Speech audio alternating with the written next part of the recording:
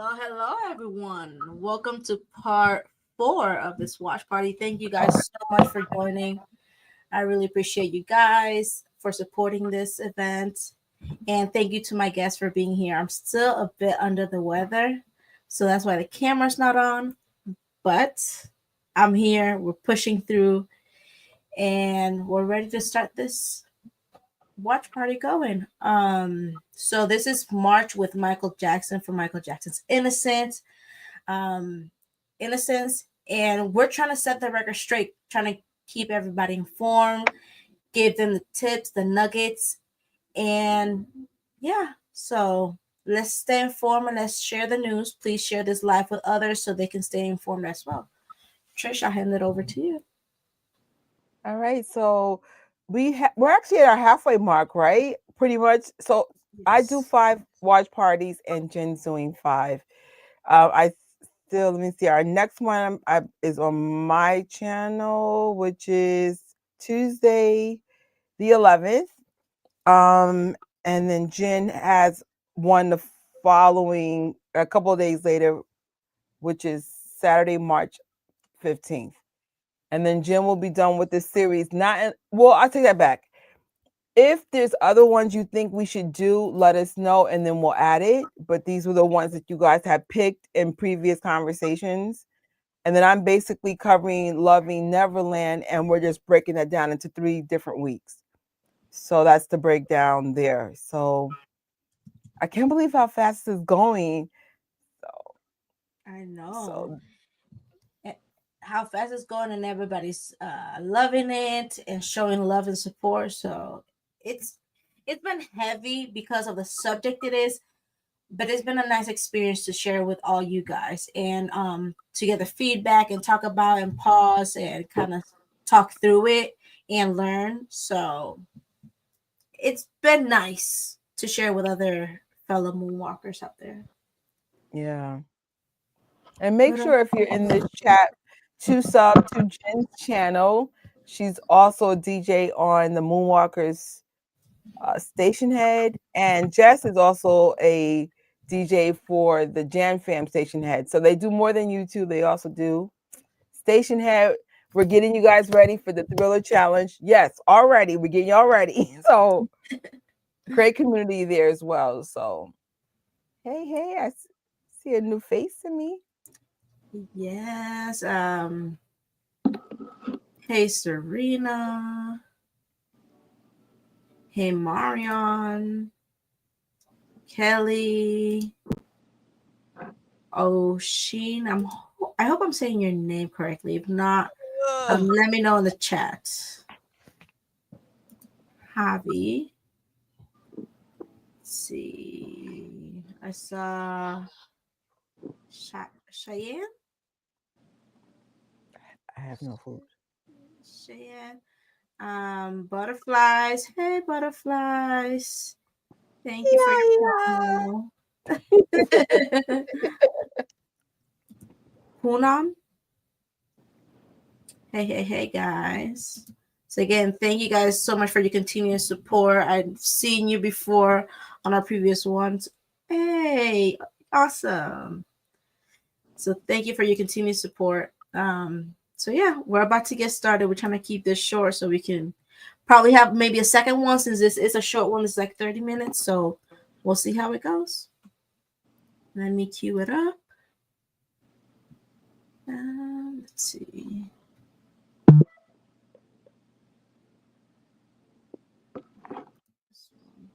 Hold on, it's queuing up, y'all. Oh, that's what's up. Shout out to Ireland. Ugh. All right. That means it's late if it's wow. It's like midnight or something. Whoa. Hey, Luis. Oh, thank you.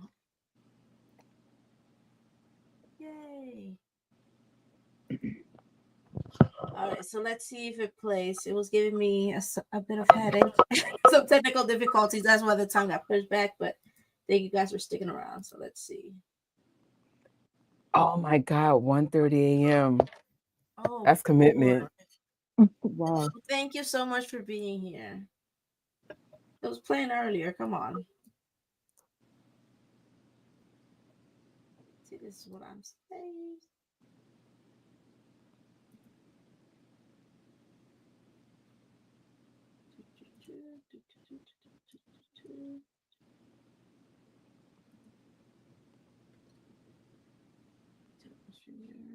Okay. Jess, you have something in the upcoming week to promote? I do. Plug it in while I try to cue this video. Uh, on Saturday the 8th, I'm having a Y2K party. So that's a early 2000s party on the Gen Fam Station Head. So basically we're just gonna be playing like um early 2000s music, and Janet's early 2000s music. So Unbreakable probably won't be on there because that wasn't early 2000s. That was like the 2010s. So yeah, early 2000s, which is probably all for you, Demita Joe. 20Y, I believe, and maybe Discipline. Yeah, Discipline's early 2000s. And then of course, like I was playing like Nickelback and Spice Girls. I think they're early 2000s.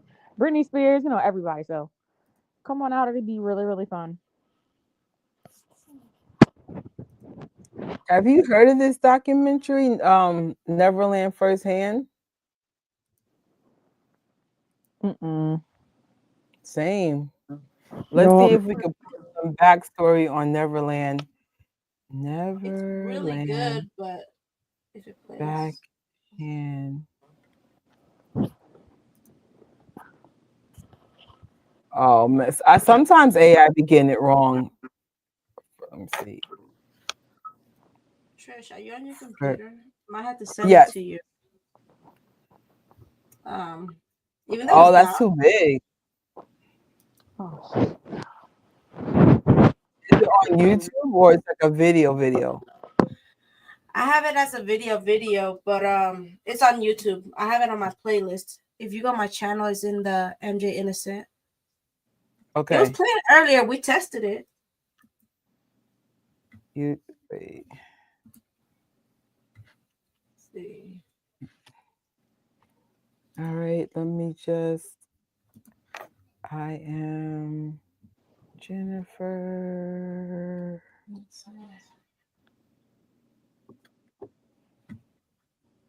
Let's stop checking.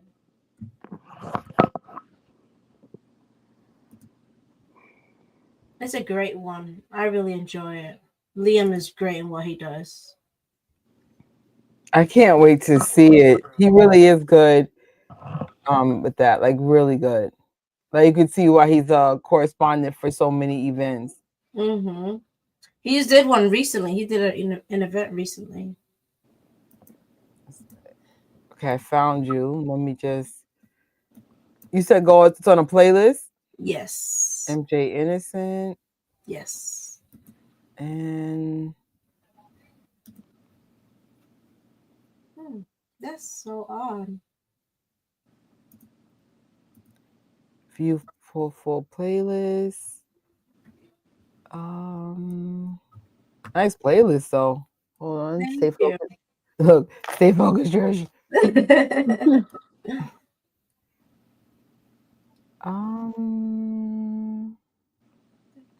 Why am I having a hard time seeing it?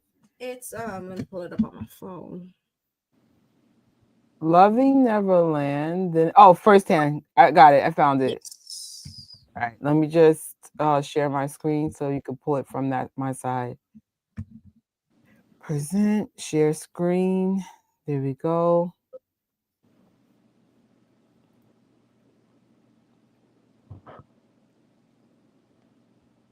Alrighty.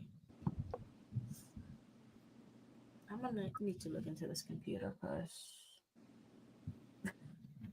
Sorry about that, y'all. But we know technology at its An finest. exclusive new documentary set to air on HBO is reigniting claims that Michael Jackson sexually abused children. You dated Wade Robson, one of the accusers, in Leaving Neverland for over 7 years. Is that right? That's correct, yes. Okay. Neverland was unbelievable. I have literally been in every corner, every closet. I mean, there was that level of trust. They've repeatedly changed their stories, and the evidence overwhelmingly undermines it. You know, he took the easy way. It makes sense.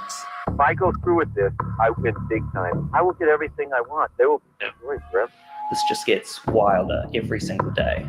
I will take anybody down that harms a child.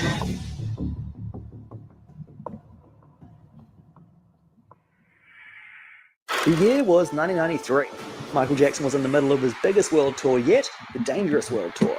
He was on top of the world, both musically and professionally. His album sales were through the roof. He had just signed a multi-million-dollar publicity deal with Pepsi, and he owned one of the world's largest music catalogs, ATV Music, which famously included the Beatles. All of this, and then... Michael Jackson. The pop star is accused of abusing a 13-year-old boy. A 13-year-old boy is accusing the singer of sexual molestation.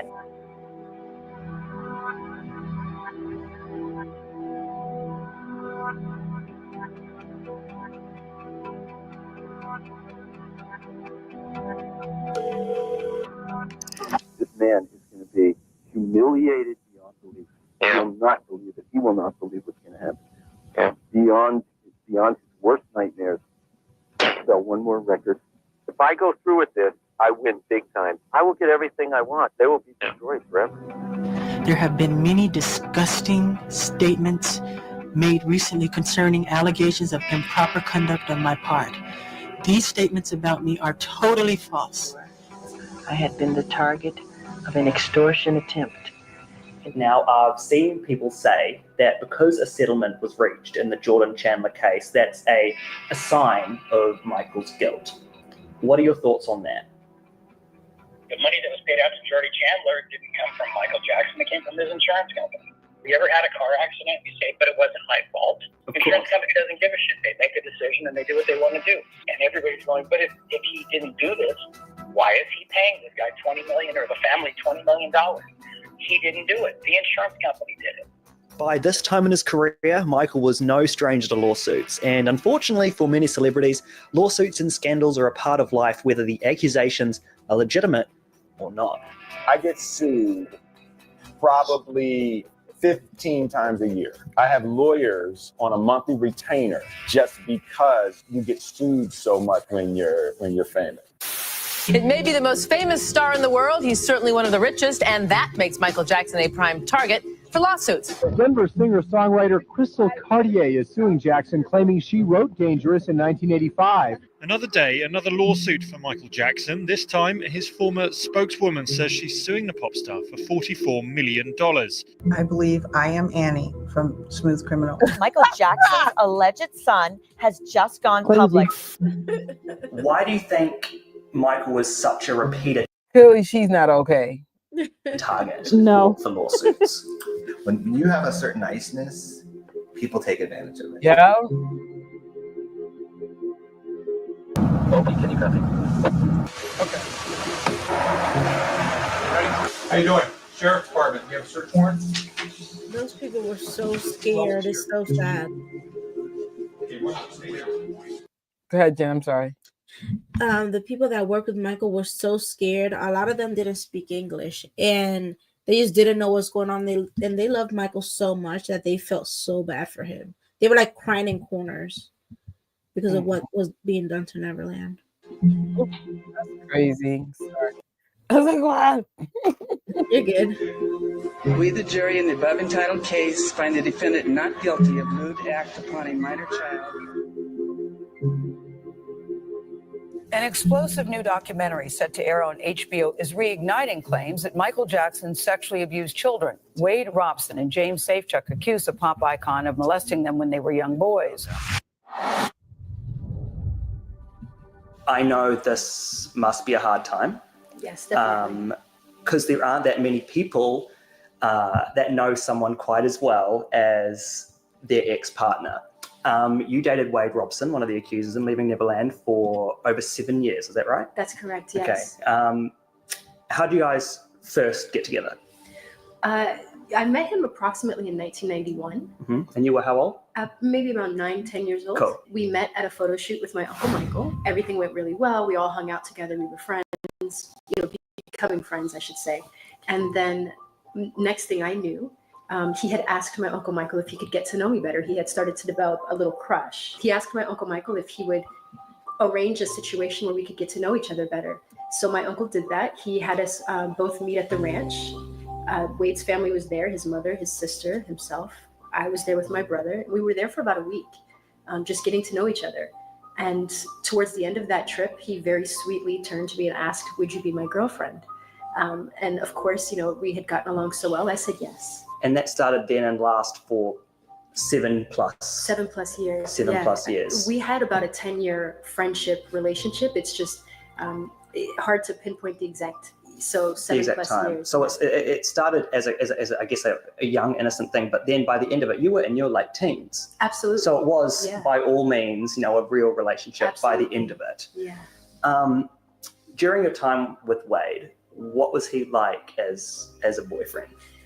In the beginning of our relationship, let me rephrase this. Throughout the entire relationship, we were very good friends. Everything was very normal, very supportive of one another. We were very close. He was always either at my house or I was at his house. Our families were friends. His mother was friends with my mother. And this went on for years. Everything was fine until he became about 17, 18 years old. And I started to see his behavior change. Mm-hmm. And that's when he started to cheat. So, and when you're with someone so long and you're so close to them, you understand that something is changing. Mm-hmm. There's a difference in behavior. And as I would confront him about these things, he would say, no, these aren't true. I'm working on this project or I'm doing this, but constantly lying. That was something I was going to say. Did he ever bring up any infidelities with you? Yeah, no, he denied them. And there's a woman's intuition, when something is going on. But I had trust and faith in him, and I believed as you should. He was your boyfriend. Absolutely, yeah, and best friend. You tweeted that you found out that Wade cheated on you with multiple women who he hoped would advance his career. You also say you may know one of them because it was a huge pop music scandal. Yeah. We have to say allegedly here. The alleged situation was that he cheated on you with Britney Spears when he was working with her, the slave for you Britney days. Yes, exactly.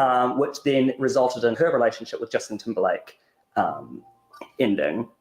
Was that the end? Was that the cutoff moment there? Yes, but that was also one of the situations where I felt something wasn't right. Mm-hmm. And I was confronting him about that, one of those in particular, which he continued to deny. And then somebody very close to me who was also close to him was able to tell me, no, these things are true. And it's not just this one. He's sleeping with this person and this person and this person. And when I spoke to a few of these other women, I found out that these were in fact true. And these women were people, as you say, who he thought would advance his career, help advance his career. Absolutely.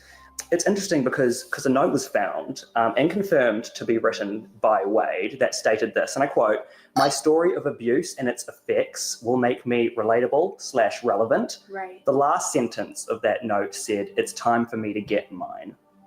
When questioned and asked what he meant by that last sentence, he said he didn't know and he didn't remember. What do you think he meant by "it's time for me to get mine"? I think he meant just what he's doing now. He has always been a bit of an opportunist, and he gets it. I'm going to say, I feel comfortable saying this. He gets this from his mother, and he knows how to position himself into different situations that will benefit him in a financial way. I thought of the mom immediately, and then it's so funny Brandi said it. I was like, oh, he's like his mom. And then it's like, oh, he is like his mom. Awkward.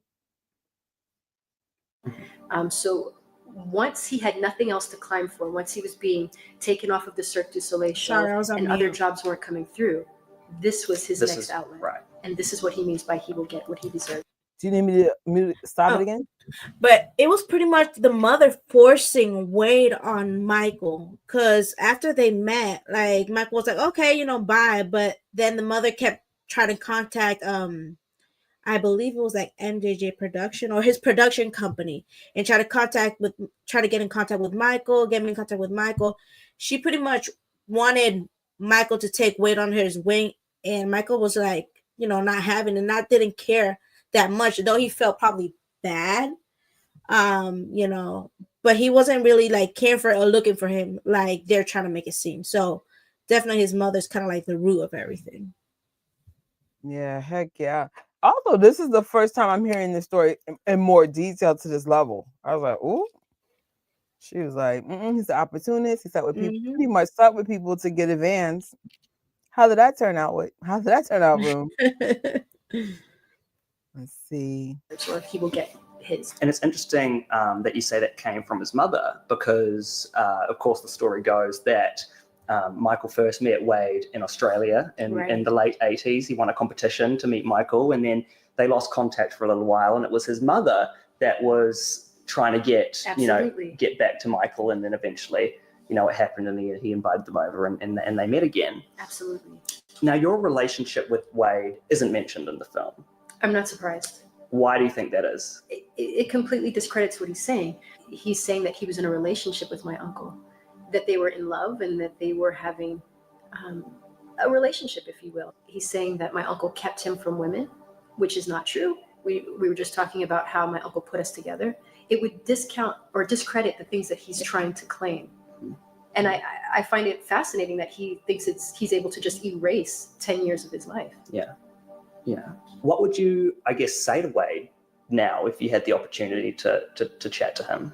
I would confront him about his lies. I would tell him to stop lying. I'm not curious as to why he's doing it. He needs to stop. I don't care what his reasoning is as far as trying to be relevant, desperate for money, whatever it is. These lies need to stop, and it's not okay. This man, my uncle, took care of him and did very well by him and his family, and he knows that. I've got Brad Sundberg on the phone with me now. He worked with Michael across an 18-year span as his technical director, both on his albums and in personal projects, including Neverland Valley Ranch. He currently is running a traveling seminar called In the Studio with MJ. Brad, in Wade's lawsuit against the Jackson estate, he mentions that some of the abuse took place at a recording studio named Record One. He said Michael had a sort of green room and that the abuse went on in there. Now, you were at the studio every day with Michael. What are your thoughts on these claims? Well, Michael did have what we call the private lounge. Whenever you work with an artist of any magnitude, they usually have a lounge where they can go and take a meeting, grab a phone call, grab a nap, watch TV, whatever they want to do. The studio was very closed. Nobody came into the studio really without a reason for being there. So it wasn't like Michael had guests there every day. I mean, the guests were actually pretty infrequent. The perception that Michael always had kids there, kids and chimps and clowns juggling bowling pins, just there's really no validity to that. We were working. So you don't believe any of the claims that the abuse happened in the studio? Let me pull you back and do a bit of a big picture. Number one, I'm a dad. At that point, I had 2 daughters. I've worked with kids in my church for years. I'm very aware of kids. Not in a million years did I ever see a child around Michael Jackson that looked like they had been distressed, hurt, abused. I can't, put my hand on a Bible and say, absolutely nothing happened in that room. It's just, there weren't that many instances. I remember seeing Wade once or twice at the studio. It was not a regular. That was a very, very honest and fair response. Yes. That was very, it's like, because you're right. There's no proof because he's innocent. But that's a fair answer on Brad's part. Like, you know what? It is. I can't put my hand on the Bible, but at least I can say there were no signs of distress or issues with any of the children. That's very fair and very respectable. Absolutely, I agree. And it's one of the best responses I've heard. Because we know Michael's innocent, but again, we can't put our hands on a Bible, like he said. But there's been no proof. There's been nothing. Look at the Vian at the bottom, at the back. But there's been nothing They searched his house up and down, and in the studio, he had mentioned that they said something happened in the studio. And it's like, no, I was there. I was there and nothing happened, because he would have been very aware, and he's looking for that because he surrounds his self with children. So I'm thankful that they caught him, and there's a lot more that Brad has to say, which is fantastic. But I'm glad that they got a chance to speak to him. You know, it's interesting. Again, there's not a one size fits all thing, but one of the things about children that have been abused, at least the ones that I've been around, is sometimes, so there's two conditions. Either that the child likes what's being done, right? Because sometimes it quote unquote feels good. You'll find the kid to be overly affectionate because they don't think nothing's going wrong. So you'll be like, why is the kid doing that?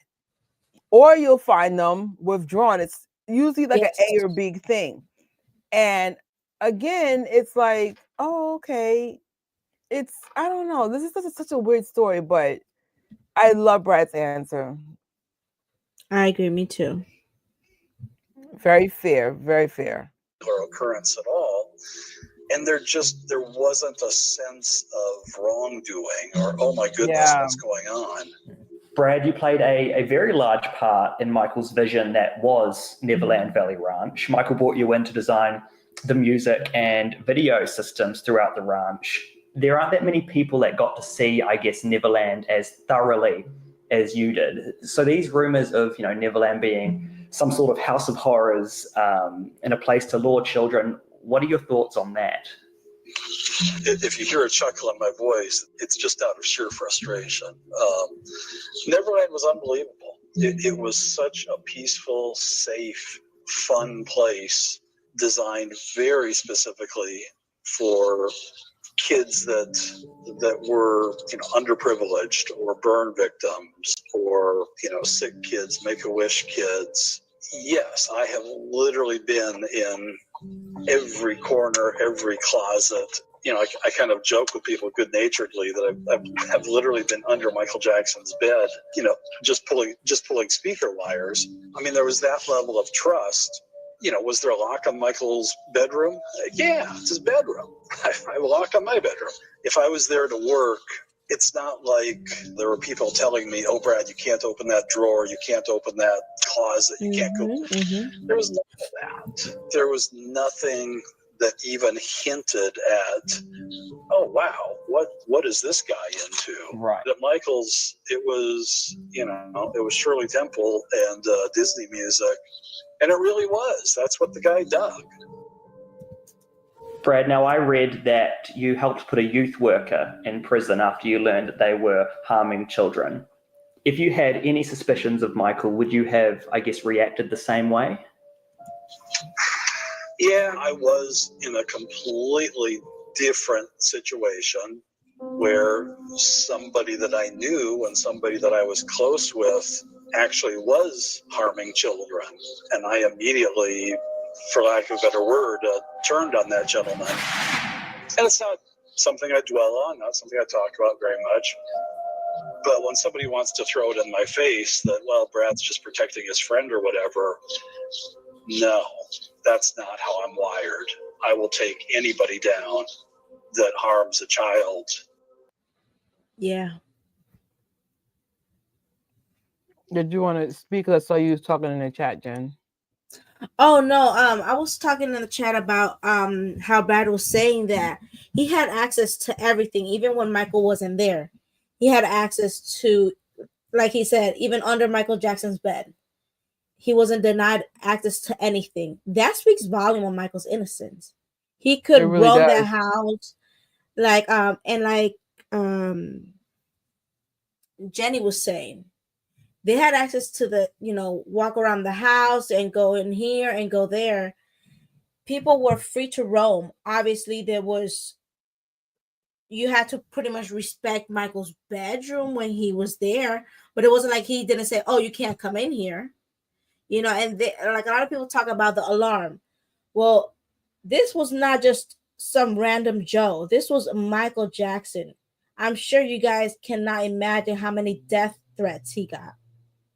he had to, you know, be safe as well. Because if you guys, I don't know if you guys heard the story before, where somebody got into Michael, slept there for like, what was it, a couple days or a couple weeks?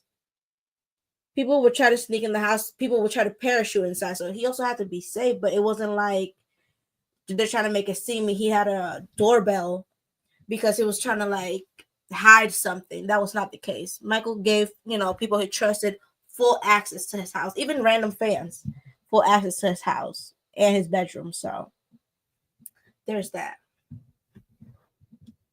Maria had some good feedback. Let me post it up. Brad is good. He shared a story of fixing speakers and sound systems inside the house itself, including Michael's bedroom and bathroom. And he was completely left alone. Absolutely. Absolutely. Michael would get, if he trusted you, I mean, he very much trusted Brad. Brad had full access to everything inside Michael Jackson's house. Everything. He actually put up speakers around Michael's bedroom. So Michael had nothing to hide. I love how Brad had another person in his life found guilty and he had to turn on him. So it shows that he has the judgment to make a tough call. Mm-hmm. Yeah. And he said it was one of somebody he was very, I guess, friends with. And he, you know, that's how much he cares about children. So I'm sure he would have said something. Or not only Brad, I'm sure Michael surrounded himself with a lot of people who were parents. One of them would have felt some type of way, would have said something, even for money. If they would have found something that pointed to Michael that was true, they even would have sold him out for money. If they do it for lies, they will do it with real evidence. They had cameras, video cameras, and picture cameras in the studios all the time. We've seen footage of Michael recording stuff, so I'm sure they would have tried to capture something, you know? Agree. Absolutely agree.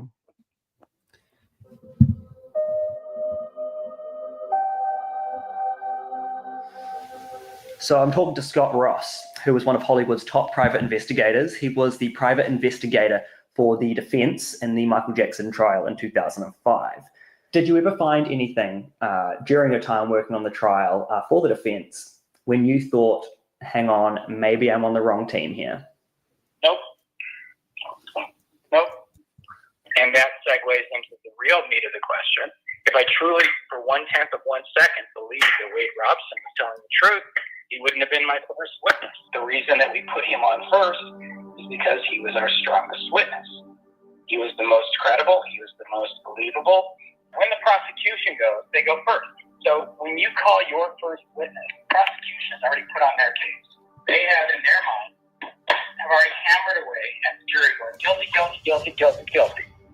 So by the time you get your turn, the time you get your bite at the apple, the first thing you want to do is put on your strongest witness, because the jury sits there and they listen to your witness.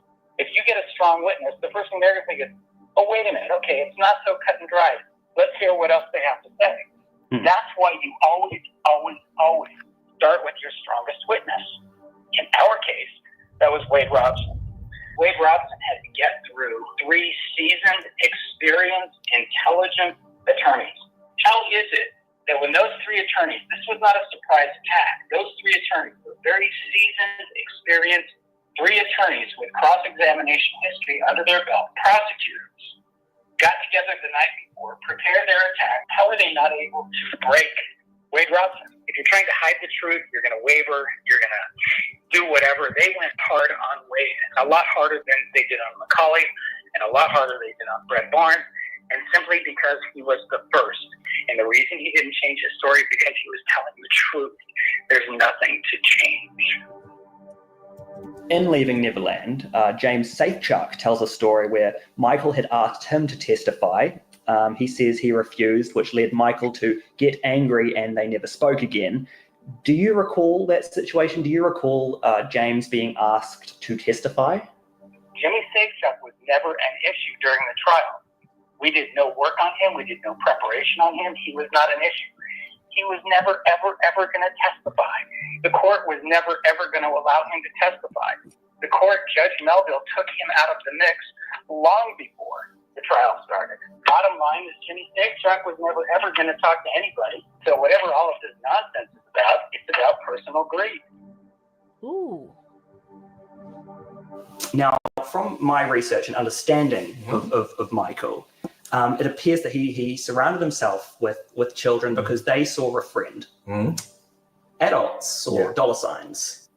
Opportunities. Opportunities. What do you think his mindset towards surrounding himself with children? Was it exactly that? You know, he saw people that weren't going to take advantage, screw him over. It was beyond that. It was living vicariously through people. He didn't have a childhood. He was in studio all the time. You know, he would ask us, me and my brothers, he would say, when we talked to him about a birthday party, he would be so intrigued. He'd be like, "What was it like?" You know. Now I want to talk about something that's mentioned in the film, Leaving Neverland. They mention love faxes from Michael. I've got what the notes say here. One of the faxes, the love faxes, say, "Hello, Doodoo. You are the best of the kid dancers. Keep on towards perfection. You are now inspiring me to get better." Another one of the faxes says, "Make me happy, little one, and be the best. I love you." Now, as someone who knew Michael, as you say, so well, do these notes sound like him grooming this family? No. And there's hundreds of, I wouldn't say hundreds, but there's tens and tens of us that have these notes. They're similar. We've got some of the notes here. I have these, my brothers have these, you know, he was like that. If he thought his words could help you or inspire you, he would write you a letter. There's this note here that where he says Uncle Doodoo. He calls himself Uncle Doodoo, of course. He's called himself Uncle Doodoo to us a lot. In this note, he's calling Wade Doodoo. Yeah. It's nothing uncommon about it, but in the wrong context. And when it's sinister context, people that don't know him or that don't know the context of it will look at it and be like, well, that's weird. This one says, "Please rehearse. Yeah. I'm proud of you." Yeah, so I love you all. Yeah. These are just really notes of encouragement. Yeah. He has, I have a poster that's, he wrote, you know, "You are the world and the world is yours." You know, he was like that. He was like that. And that's, I think, the magic of him too. He was always wanting you to be the best person you could be. I want to talk about a situation that happened between Wade and a Cirque du Soleil show. Of course, there's a Cirque du Soleil show in Vegas. Now, in May 2011, a couple of years before the show premiered, Wade sent an email to the creative team at Cirque stating, and I quote, "I always wanted to do this MJ show badly." He then goes on in this email to say, "I know that I am meant to do this show. I am passionate to do this show. I want to make it amazing for me, for you, for Cirque, and of course, for Michael." The gig ended up going to Jimmy King, yes. So obviously he didn't get the gig. I want to read a timeline. I've got a timeline here. Oh, nice. Okay. May 2011, sent that email asking for the gig. July 2011 interview, he stated that he was starting on the show. I'm starting on Cirque du Soleil Michael Jackson show, which is exciting and terrifying all at the same time because it's such a huge responsibility. Sometime after that, Jamie King got the gig. Late 2012, Wade starts drafting a book about the alleged abuse. No publisher picks it up. 1st of May 2013, Wade files a civil lawsuit against the Michael estate for monetary compensation with claims of childhood sexual abuse. 16th of May 2013, Wade goes public with the allegations on television. A week later, May 23rd, 2013, Michael Jackson 1 Cirque du Soleil starts. Wow. It seems a little bit, it seems a little bit. Wow. So he shopped for the book, went to the state for money, sued the state for money, went with this allegations public, and then MJ1 started. Bitter much? You're on mute, Trish. Trish, you're on mute. I'm sorry. I think he was betting on threatening the estate, like in a blackmail kind of energy, hoping they would pay out. I don't think he thought it was going to get this far. No. He just thought, I'm just going to make a lie. They're going to make it go away. I'm going to be good. And then it didn't go that way. Mm-mm. I'm glad they didn't pay or anything like that. I'm glad not that it went the way that it went, but that they're fighting it. Because they have to, because if they don't, it's going to keep happening. Exactly. That anybody can say, you know what, I was there, I'm just going to lie. Yeah, it's easy money. Like they have said, I think Tom Meadows said, why work when you can sue Michael Jackson? Yeah. But what they're doing, what I do like about the estate that they're doing, they are letting people know, if you want to put false allegations, we are going to make you go to court in ways you don't like in ways you don't expect. We're not going to make this easy. Yeah. It's hard to watch this knowing that people out there are believing these liars. It's so frustrating. It is, and that's why we're trying to do these watch parties to kind of try to get the word out there and break it down.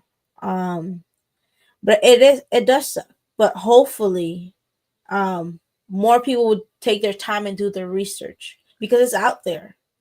Like all these documentaries, it's been on YouTube. I've watched them. I'm fairly familiar with them. That's why I wanted to share the key ones that I did, because they're very important and they have a lot of information. And Trish has a great series coming up as well. That's very informative. So stay tuned to all these watch parties and spread them. Not only this video, but go to a playlist that I have on my channel, MJ Innocent, and share these videos and give the creators thumbs up and lots of love. But share this any platform you can. Spread the word. That's what we're here for. We have to spread the word because a lot is coming down the pipeline. So enough free promo. You lay it out. When you lay it out like that, people, you need to lay it out like that to people. Otherwise, they don't see it. They don't see the motivation of why he's doing certain things. And of course, in between there was Julian's Auctions, in 2011, who have tweeted that Wade wanted to stay anonymous. Yes. He was selling some of his most, prized possessions. So it seems like during this time, and Wade has said that during this time he was having a mental breakdown, but it seems like a bit of a financial crisis as well. He took the easy way. Are there any other times post Michael passing where he asked to be part of a Jackson project? Well, there is the memorial. The memorial. Yeah, the memorial was the first time. After that, Wade wanted to see the kids again. And so I made that happen. And it feels like a betrayal because especially I wish I could take it back. No, he was very thankful when it happened. And Joy even said at Havenhurst, my biggest fear is to lose contact with the family. Wow. And that to me, it says it all. It says it all. Like once they lost contact, once that search job ended, that was like the official, you're cut off. Right. And it's almost like a disgruntled employee. Right. I'm going to hurt you now.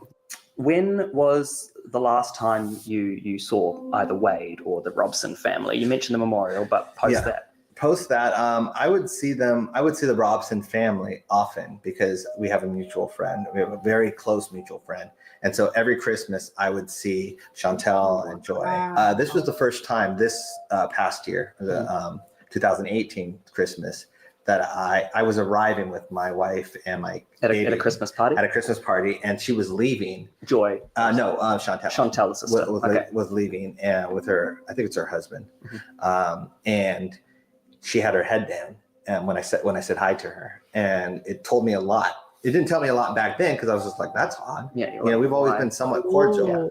But now knowing the situation, it makes sense. Did you ever post 2013 say to anyone in the family, that was odd that Wade is saying this now? No, I've talked to people that were around them or friends of them, and everyone has been somewhat trying to be supportive to Wade because they were friends with him, but at the same time didn't believe him, or at least 100% didn't believe him. That's where it's, and I've made that statement in many interviews that, if this is about Wade and James Safechuck, and it's about their journey and their discovery and whatever they want to say, it's like, The reason they don't have a best friend that they interviewed is because a best friend probably didn't want to be on camera. Charles Thompson is on the phone right now. He's a crime journalist and investigative reporter who is based in the UK. He's been studying the Jackson case for many years now. Charles, some of Michael's fans have been quick to find some inconsistencies within these guys' stories. Can you share some of those with me? Yeah, well, of course, the glaring inconsistencies to begin with is that both of them have previously testified in Michael Jackson's favor. Then you look into the history of their allegations since they came forward, and they've repeatedly changed their stories since then. Wade Robson gives various conflicting stories as to why he testified in 2005, beginning with, "I didn't realize that I'd been abused," and then changing into, "Did realize I'd been abused, but I didn't want to be responsible for sending him to prison," and then evolving into, "I did realize that I'd been abused, but I was bullied and forced into testifying by Michael Jackson's lawyers." His story keeps changing. That's nothing to do with childhood trauma. That's a very recent event that happened when he was an adult, and he still can't get his story straight.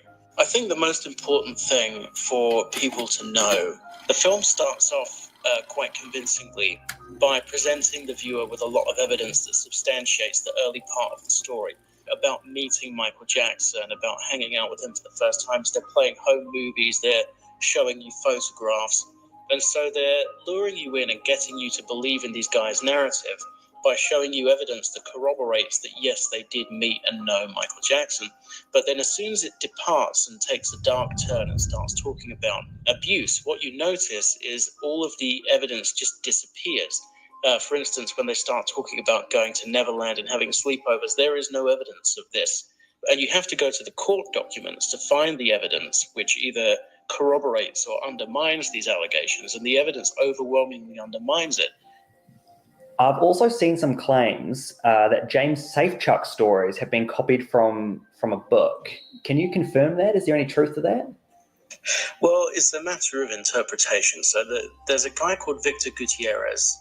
In the 90s, he published a book which was called Michael Jackson Was My Lover, and which said on the cover that it was based on the secret diary of Geordie Chandler.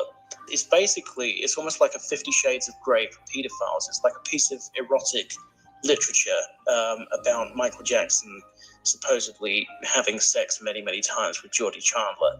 And many of the details from that book are very similar to details from James Safechuck's allegations, even though that book was completely dismissed by the Chandler family, who said it was a work of fiction and that they had nothing to do with it. So it is suspicious. I don't think it's substantiated. I wouldn't stake my reputation on it and go as far as to say that Safechuck has copied the book, but there are notable similarities.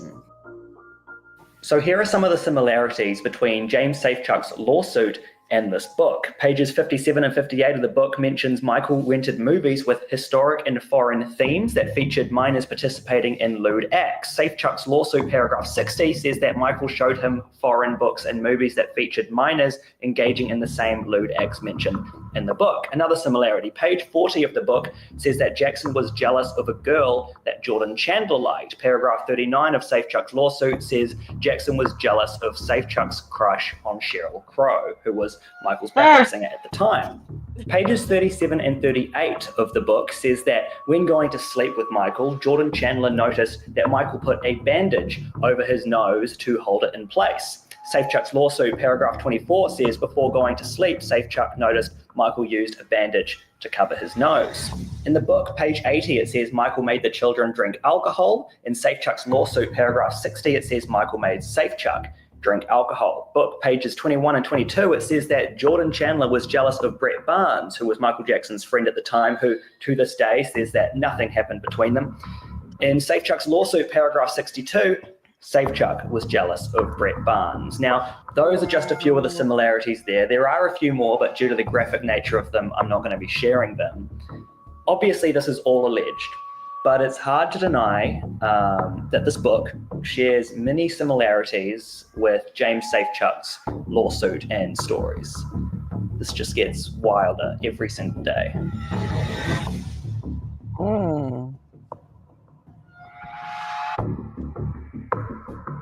That was great. Wow. He Wow. said he was jealous of his crush on Sheryl Crow. Yeah, right. Yeah. Charles Holmes is one of the best journalists who have been covering Michael's case because he actually does his homework. Absolutely. We did a recent one that it was Charles Thompson and Ryan Michael, which was fantastic. Check that out. I think was it the last one that we saw? It was really good, and I think it was the first one that we saw actually. Leaving Neverland Take 2. It was fantastic. Trish, I had sent you another one. To see if we can put it on. I sent it to you on IG. Gotcha. I don't know if you guys have seen it. It's a Brandi speaks out against the mockumentary part 1. Look into that. The way Taj is speaking the truth and standing up for his uncle is truly amazing and incredible. Yeah, he's not only defending his uncle, he's bringing out he brought out his personal notes, which that was, I'm sure, something that he treasured very much, because they were trying to make it seem like Michael wrote notes and did videos only to try and groom or buy the family. No, Michael wrote notes for a lot of people. Michael wrote a note, I'm sorry I took one pen. When he took a pen that wasn't his, Michael would leave notes everywhere. He would put on notes on pillows and throw it to fans and share that. He did that in a sense to show that he cares and was thinking of you. Nothing kind of like with like a hidden meaning or a second meaning to it, or nothing in that nature. That was not in his heart. This documentary was very informative. Charles Thompson explains so well. Yes. And I like how Liam brought in different perspectives too. Is this Brandi Jackson speaks against Neverland? Yes. It's Nikki? Okay. Yes. Just let me know when you're ready. I found it. Oh, I'm ready. You said Brandi Jackson speaks against Neverland? Yes. Mockumentary part 1. Right, My TV is so slow. Hold on just a second. I don't know why I thought we were just doing one. We were, but since it's so short. Are you good on time, Jess? Because Jess be like doing 8 collaborations a day. Like, oh, is it safe? If you need good, to Jess, drop on it, time? okay. No, it's cool. I'm just putting it on my TV. My TV is just slow. With the Roku, I gotta get a new one. And I gotta get a new Mac. It's all good.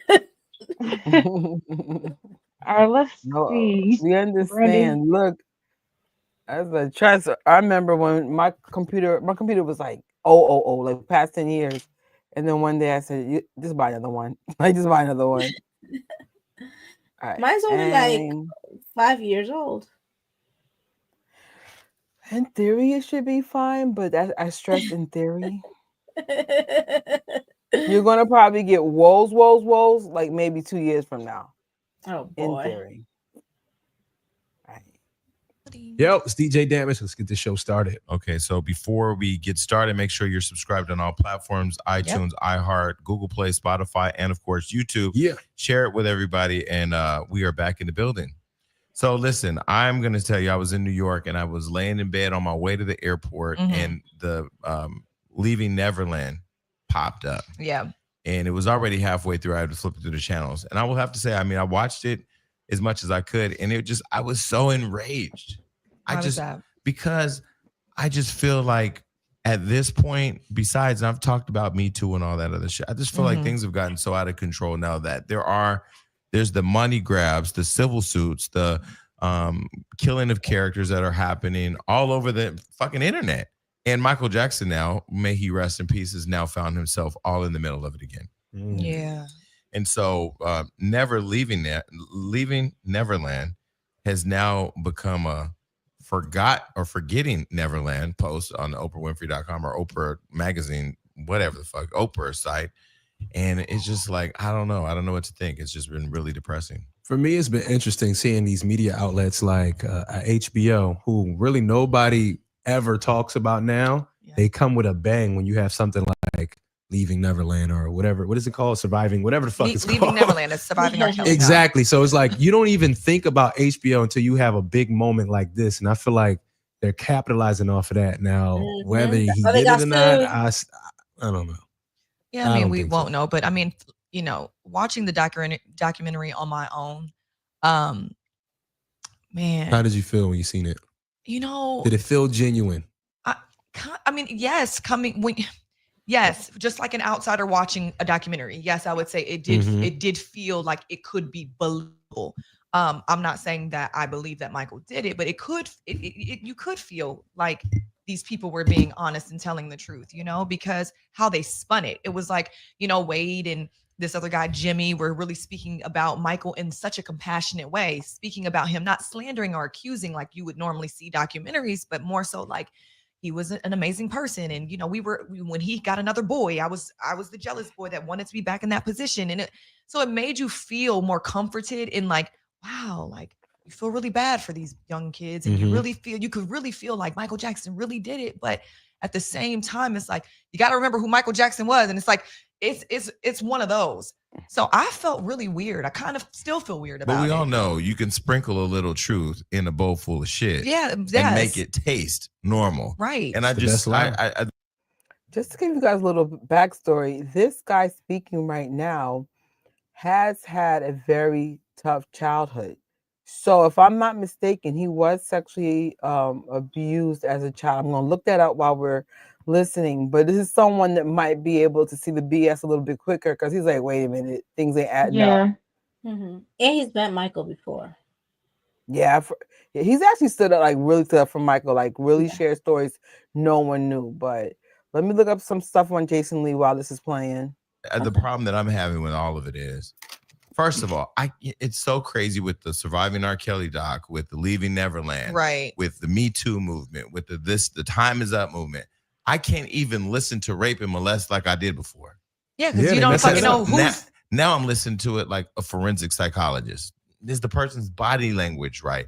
Is the person's motivations right? I mean, like at the end of the day, I feel like all of this is just making real victims of abuse have an even harder time of telling their story. Yeah. Because you don't really know what to accept anymore. And it's really crazy because on one hand, we're now, with R. Kelly, first of all, they're now putting Chris Brown's picture in it too. Why? I saw a meme online where they put R. Kelly, Michael Jackson, Chris Brown, I seen that and too. something else. And I'm like, y'all gonna drag Chris Brown into it now? Yeah. But this goes back to, I think Bill Cosby was in there too. So it was Bill Cosby, Chris Brown. So they left out Harvey Weinstein and they put in Chris Brown. Well, that's the other conversation going on. Why is Oprah Winfrey talking to these people about Michael Jackson, but she's not talking to these people about her homeboy, Harvey Weinstein? All these photos of them have popped up. I'm disgusted by it all, but I'm glad today we have Michael Jackson's niece, Brandi Jackson, coming in to talk about it. And I think we're going to just have to ask her every question that people want to know, including what she feels about Oprah. Yeah, I'm interested to hear what she has to say, honestly, because she's pretty much the key to the puzzle for me. It's just sad because, like you said, Surviving R. Kelly, Lifetime said they want to do 7 more seasons of shows like that, right? No. So it's kind of like the Jussie Smollett situation. It's like you're trying to... That's season 2. Yeah. Look, you're trying to capitalize off people's fears and what trauma. Basically, you're making money off of people's trauma and trying to create these events on your network so people tune in and try to have this connection with it, but it doesn't come from a genuine place. And you think people in HBO wasn't sitting up and looking at the Lifetime ratings when they saw the R. Kelly? Of course. Because when that Surviving R. Kelly came out, we were in Vegas watching every fucking hour on repeat. They played it. That was the only thing playing on Lifetime. Golden Girls plays on repeat on Lifetime. Mm-hmm. They may play like 7 or 10 episodes, but this thing was playing all day, every day for the weekend. And then they put the Aaliyah movie before it. This is what I'm saying. So people need to like take a step back a little bit from TV and social media and like literally become at peace with themselves. Let me and tell then wait, and then re-enter back into it, because the spin that people put on it with social media. For us, we do take a hard line on certain things. So like if, for example, in the Jordan Woods and Chloe thing, I took a hard line that I didn't like betrayal, regardless of the Kardashians' past, regardless of whether or not Jordan was a young girl, regardless of Will and Jada Smith. I took a hard line on betrayal, and I wrote that thing to the point to where the narrative was very anti-Jordan, and I own it because that was the position that I wanted to take. So I know how the media works, how social media works. If they continually put an image or an idea in your face and in your ear and on your social media, and you're now consumed with it, you start to walk away and go, I can see how that would happen. Yep. And you really believe that you've arrived at your own thoughts, which is crazy. Oh, no, I was just going to say that I'm just really happy that Instagram kind of broke down yesterday. We had that like surge of like, you couldn't, social media just was down. And I was like on my phone, although I was like, is your phone doing the same thing? I was in a state of panic. Yeah, but I was happy that it did that. Just because it's like sometimes you just need to just have a fresh breath of air outside of the bullshit. And there's been a lot of bullshit happening. So, but we went from being shut down on Instagram and Facebook to trying to get back on Instagram and Facebook. I spent 7 hours trying to get back on Instagram and Facebook. Okay, see, that's ridiculous. Are you there? Is anybody there? They just need Nobody Instagram. responded. Just shut your shit down for a week, please. No, but we got mandatory shutdown for a week. Okay, so with everything in the news regarding this whole Michael Jackson documentary, we have his niece Brandi Jackson. Woo. Yes. Hey, good morning. Thank you so much for having me. Thank you for being here. Thank you. So you're 37? I am, yeah. You look young. Thank you. You're a good 37. I'll take that as a compliment. That is a compliment. Thank you. Good old shea butter. So yes, absolutely. So it's so funny. I met Janet years ago, and I said to her, I really want to meet Catherine. I don't know what my only moment with Janet Jackson was telling her I want to meet Catherine, because she's like this hero. She created the most famous family, the most famous entertainer in the world. So that's your grandmother. Yeah, and she's a sweetheart. So, I mean, you wanting to meet her makes sense. Yeah. She's such a genuine person. And they said because she's Jehovah's Witness. They said, I don't know recently, but not too long ago, she was still going door to door. Yeah, absolutely. Oh, wow. Imagine you knock on the door Saturday morning, you open Catherine Jackson in there, you gonna convert. Hello. Yeah, she never dropped it. And the other funny thing is she's so modest. She didn't want to go door to door. And I'm not going to lie, she drives a big body Benz, you know what I mean? But she would scale it down to a Corolla because she didn't want to be driving around knocking door to door in her big body Benz. So it's just interesting the way that she, gets around and just tries to be part of the community. Yeah, I don't think I'd be able to handle seeing Catherine Jackson in a Toyota Corolla. I'd be like, come on, girl, you got coin. All right, so your father's Jackie Jackson. He is, yeah. So Jackie Jackson, is that the one that Oprah used to say she was in love with? Yes. And that was like her thing because she had interviewed Michael back in the day, right? And she had revealed that. And we'll talk about Oprah for sure. Okay. But so Jackie was the one that Oprah was in love with. How was it growing up as Jackie's daughter? Well, I don't know any different. That's just my dad. And when you see other fathers and other families, you kind of get to understand the difference. But like any other dad, he's just a good father. So I feel blessed to have been raised by him. So how was it growing up around, because your aunts and uncles are Janet Jackson, Tito, Randy, Right. And Michael? How was it growing up around that family? That it's your family, Yeah, but around and those people. in a similar answer, I don't know any different. When you see them on TV as these big entertainers, but at home, they're just family members. They're all very normal, very sweet and kind and caring. So they're not moonwalking through the kitchen. No, they do walk around singing, and you'll see them dancing, but whose family members don't do that? Right. You know what I mean? That's a normal thing. Did you see them often? Because a lot of those people are busy. Yeah, so there are a lot of us, and we have these mandatory family days. Oh, nice. I don't care what you're doing, where you are in the world, you need to stop and come to family time. So nice. yeah, and we had to implement that because, like you said, everybody is very busy and might be out of the country for years at a time. But there are a lot of us, so we kind of rotate. You might see this group of this side of the family for a while, and then you'll see that side of the family for a while. So where's the meeting place? Catherine's house? Yeah, grandma's house. Hey. Absolutely. But then we would switch, and for family days, it would be at a different uncle or a different aunt's house every time. Who was the best cook in the family? My grandmother. Hands down. Absolutely. But my dad can throw down. But are you? Is your I don't see your family cooking. I see caterers. Oh, no. Caterers. I see staff with white gloves and tuxedos and none of that. No. We have our barbecues. We have our cookouts. Really? Yeah. So occasionally for certain things like Thanksgiving, If it's a little last minute and we don't have time to do that, then yeah, they'll have somebody come and cater. We do that, but no, Yeah. our family throws down. So now when they had messaged me, my team had messaged me that we were going to interview a Jackson, I was like, okay, well, we have to do some type of ancestry.com report because the Jackson family is typically very private. True. And don't come out and speak. You That's don't true. see them. You don't hear them unless they're entertaining. So how did you have a family meeting where you were like, I'm about to go out and start talking? Or how does No. This situation, I'm probably one of the most private and quiet people in the family. Yes. This situation struck a chord with me and I couldn't sit quiet.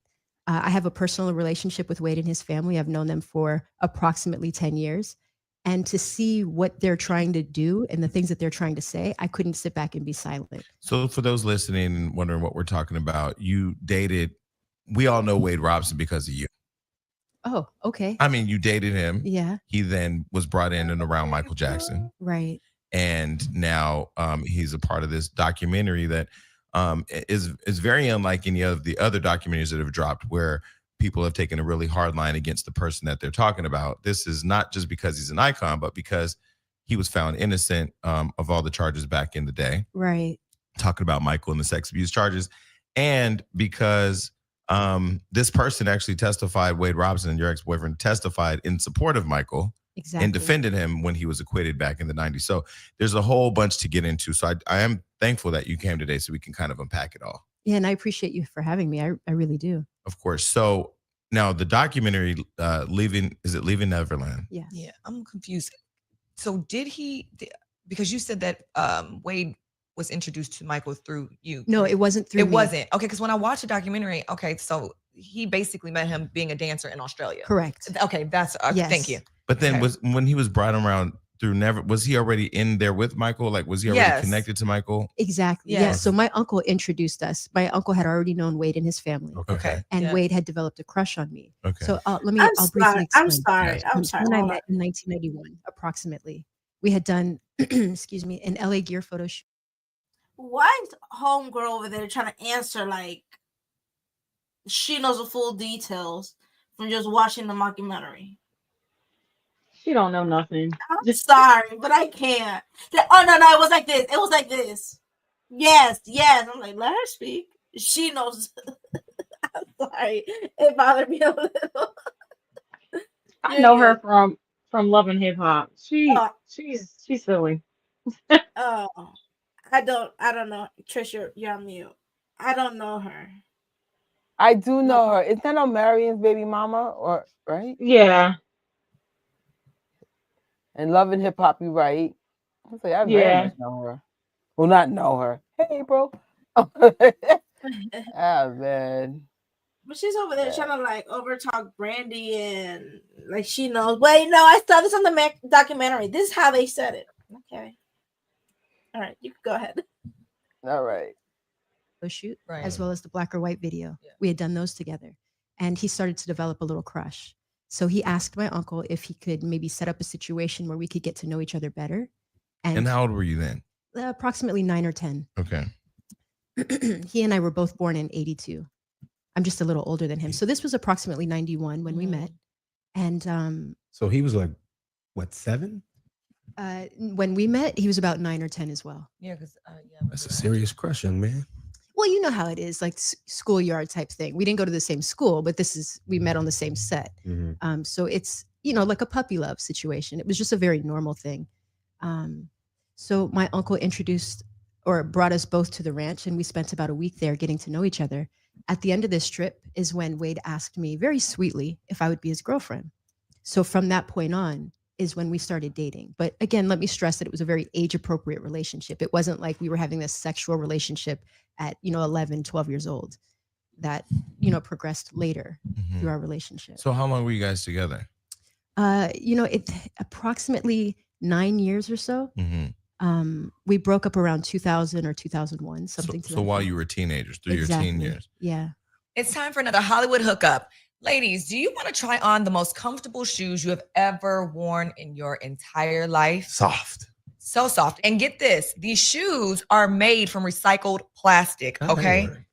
And they're so comfortable and stylish. Oh my God. I have a pair, all right? I'm going to get me. Makes no sense. I have to be completely listeners, okay? .com. You start dating Wade, and Thank you. Did I go too far? No, you did. Okay. You're around a lot, and he's around a lot. Yeah. Okay, so how did it go from Wade and Michael Jackson being his everything to where we are right now? You know, honestly, it makes no sense. I have to be completely honest with you. But when you look at when you go back and you look at the history and the timeline, you'll start to see things like, of course, he was always supporting Michael. Michael passed away in 2009. Then Wade starts to talk about a breakdown that he had. And it was a financial breakdown. He mentions that previously when he did the Today Show, I think in 2013 or 2015. He had also gone after the Cirque du Soleil show. He had claimed that that was his. He had done interviews talking about it. And then the estate. The Cirque du Soleil, the Michael show? Exactly, in Las Vegas. And then he didn't get it. He was up for it. He didn't get it. And that, you know how it is in the entertainment industry. You announce something that you're doing and then it's not happening. That's not a good look, you know? And I think that those things kind of spiraled him out of control. In addition to the fact that he had burned a lot of bridges in the industry, he was having a hard time finding work. And, you know, Michael was his lifeline. That was his friend, his mentor, his everything. So when Michael passed, he didn't know what to do anymore. As far as how do I make money? How do I operate in life? All of my jobs are being shut down. Was he making money with Michael or through Michael up to the time Michael died? Not necessarily with him, but my uncle was kind of assisting him if he needed help with something, if he needed new equipment, if he wanted to be a director. So my uncle bought him camera equipment. Oh, I see what's going on. You know what I mean? Like, it's almost like a parent. And when your parent dies, you kind of feel a little lost. And I think they even mentioned something like that in the documentary or an interview, that his mother said Wade didn't cry like this when his own father died. They try to put a spin on it and make it like Michael was his lover. This was just a very important person in his life. You know, my uncle he's not like anybody you've ever met before. Well, I've told the story. I don't know if I've told the story on this show, but I've told the story. I've had a conversation with Michael one time when I was 15, and I said that basically when I was going through foster care and stuff, I was in a group home, and Michael there'd been a school shooting in my neighborhood. They had killed all these kids, shot the teachers at a school. This guy had blew up his car and then shot them all with a machine gun. Wow. It was one of the first school shootings ever. And we didn't have social media back then, so we just had the news. I remember coming home and then the counselor sitting us down and talking us through it. But I remember a few days later, we hear on the radio, Michael Jackson is on the freeway coming to Stockton. We're like, Michael Jackson ain't coming to Stockton. And he actually came and he visited all the kids in the school and encouraged them to find courage to keep coming to school, tell them that God was with them and that's why they were alive, paid for all the medical bills of all the kids in the hospital, went to the hospitals to visit all the gunshot victims, paid for all the funerals, didn't get any recognition, but they didn't want it, actually try to sneak in and out. And so for me, that was just like, this was compassion on a level I had never seen. Like totally selfless, had no reason to come. Michael Jackson, the biggest star in the world, had no reason to stop everything and come to Stockton to do this for these kids. And it was a grieving community where we were all trying to figure out what the hell just happened. Right. Because this person. It's stories like this that contradict everything those two are accusing him of. Exactly. Because Michael never wants credit for anything. He's just doing what he feels is right and how he can help his community or a community, and then no publicity. All these stories come out once Michael passes away, not while he was alive, or at least most of them did. Right. That's true. That's very true. Like, I've never heard about this, and I don't think I've ever seen news about this either. Yeah. Nope. I didn't even know he paid for everything, all the funerals and everything. That's crazy. Yeah, but he's done that for other things as well. So it's just incredible what he did. And imagine all the stories that we don't know of, all the good that he did. Exactly. Even the story that Jenny was sharing on the previous live, like, I don't really know this girl, but jump in the limo, let's go to Toys R Us, and then she gets to spend the night. You don't find stories like that. And that also breaks the narrative of quote unquote inappropriate behavior. Jenny's clearly a young adult, but she's an adult. She can drive. She's not a kid. She's a female. It completely breaks the narrative of what type of person MJ is or was. Yeah. So I'm like, And she said how she went to his bedroom and sat on his bed. And there was no issues. Unreal. Yeah. And had targeted a school with all Asian, most predominantly Asian kids. And he was in the war. So he had little war figures in his hotel, blew up the car. The kids all run out to see what happened. And he was on the playground with the AK-47. Wow. So I say that was my example. So years later, when I get out the group home, I'm like trying to find Michael Jackson. Because I'm like, this is not even because it was just the biggest star in the world, but because I had never witnessed that level of compassion, right, and didn't understand it. And I think I was intrigued. So I called his assistant every day, and then finally one day he called. Really? That's amazing. Yeah.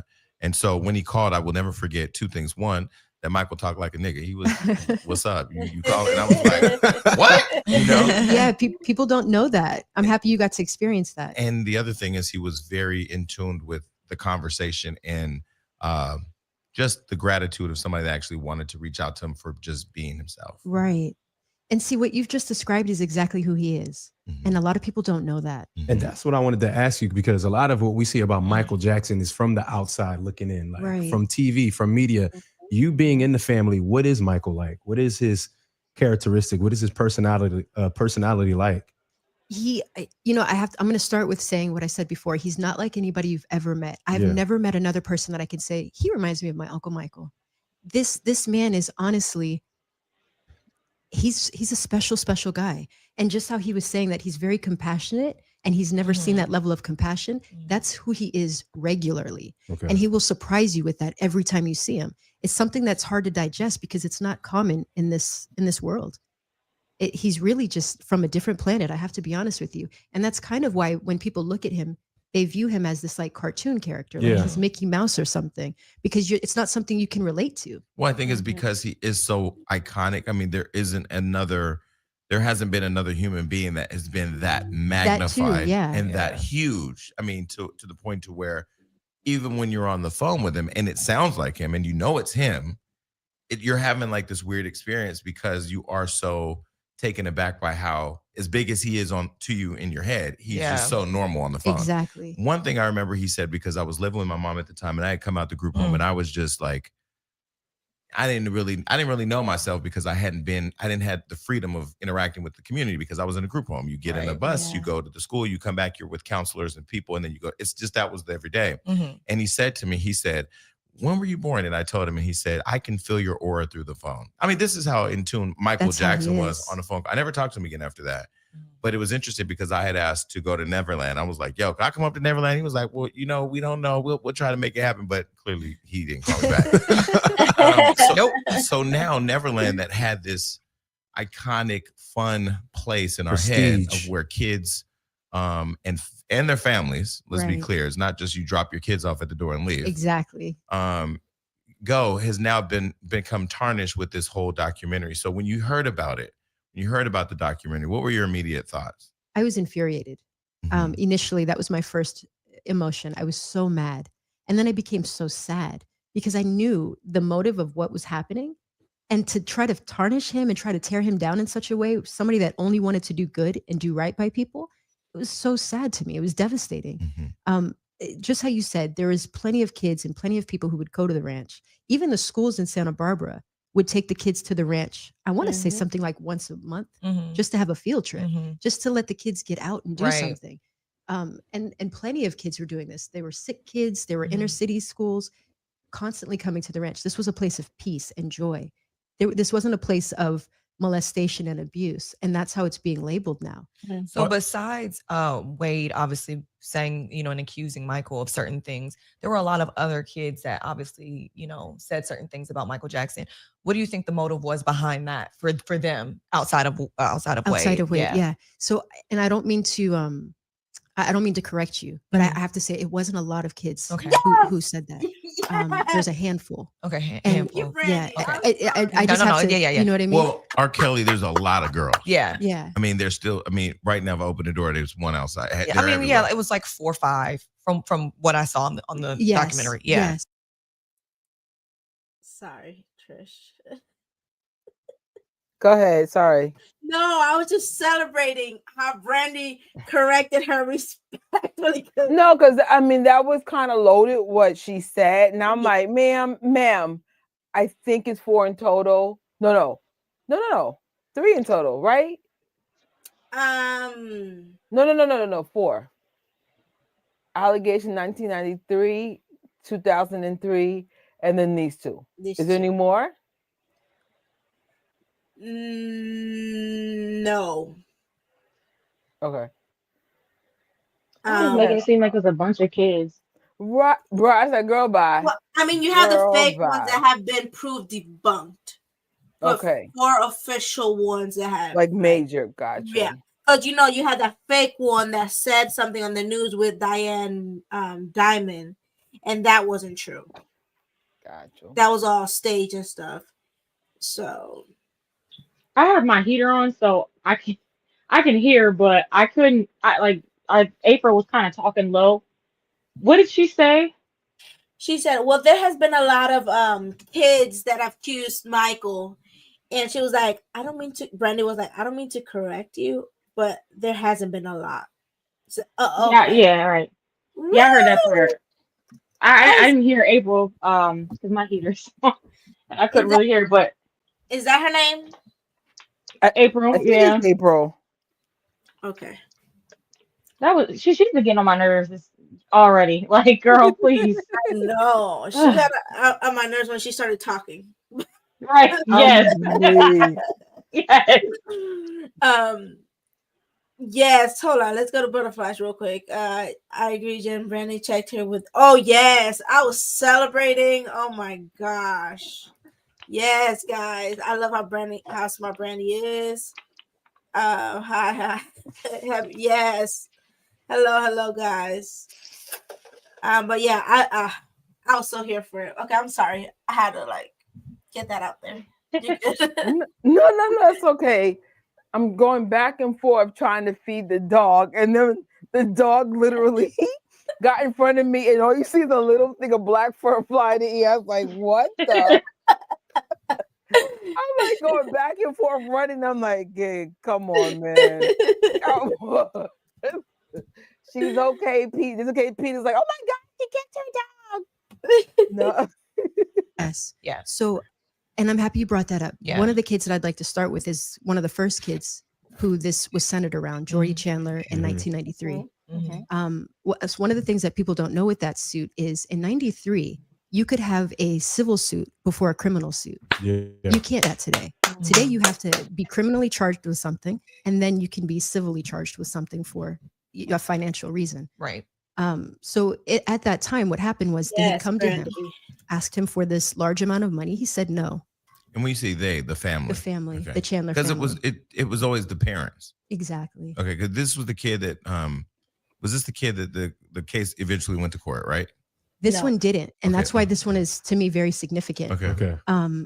And it's the first one. It's kind of the one that set the precedent and set the tone. So, they came to him. He said no. Then they said, well, we'll file a suit. He said, file a suit. Go ahead. He was ready to fight. Yes, but Brandi. they came at him with a civil suit of 20 million or something to that effect, something like 20 million. Well, the insurance company paid that. My uncle didn't pay that. The insurance company said, we're just going to go ahead and pay this. So they paid it, which automatically made my uncle. Did they pay the 20 million? They paid Exactly. 20 million. They paid 20 million for it to go away? Yes. Well, no, not for it to go away. They paid 20 million to cancel this civil suit that was arising, and they were preparing for a criminal suit. Yes, so that's what my Brandi. uncle was gearing up for. After the kids got the 20 million, or the family got the 20 million, Jordy refused to testify. He said all my dad wanted was money. I remember that. And that Michael the kid never came did forward anything. and said that, right? Yeah. Yeah. And that Michael never did anything. So he refused to press charges. That's why there was never a criminal suit in 93. And just this is interesting to know. This is after they received the money. Exactly. So there was no reason for him to lie and retract. And that wasn't in the documentary. Exactly. Okay. They don't talk about that. And a lot of people either weren't born at this time, weren't old enough at this time, or don't remember. This is something from 93, 25 years ago. So I think that it's very important that people understand that, because that's what sets the precedent. So how was Michael after that experience?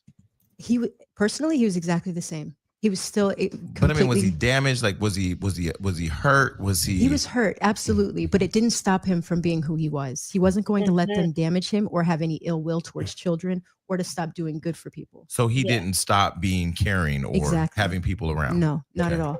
It hurt him, but he wasn't going to stop. Looking at how everything is transpiring now, do you wish he kind of did change up a few of his methods or how he went about things? No. Okay. I feel bad for him that the people who are doing what they're doing to him have come out and changed and that they're doing this.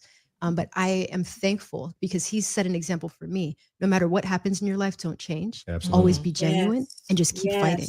And I think that's an important lesson. And So where was Wade when all this was happening? Was Wade was around? he was around. And so that's one of the things that And let me say, I think Wade's a fucking liar.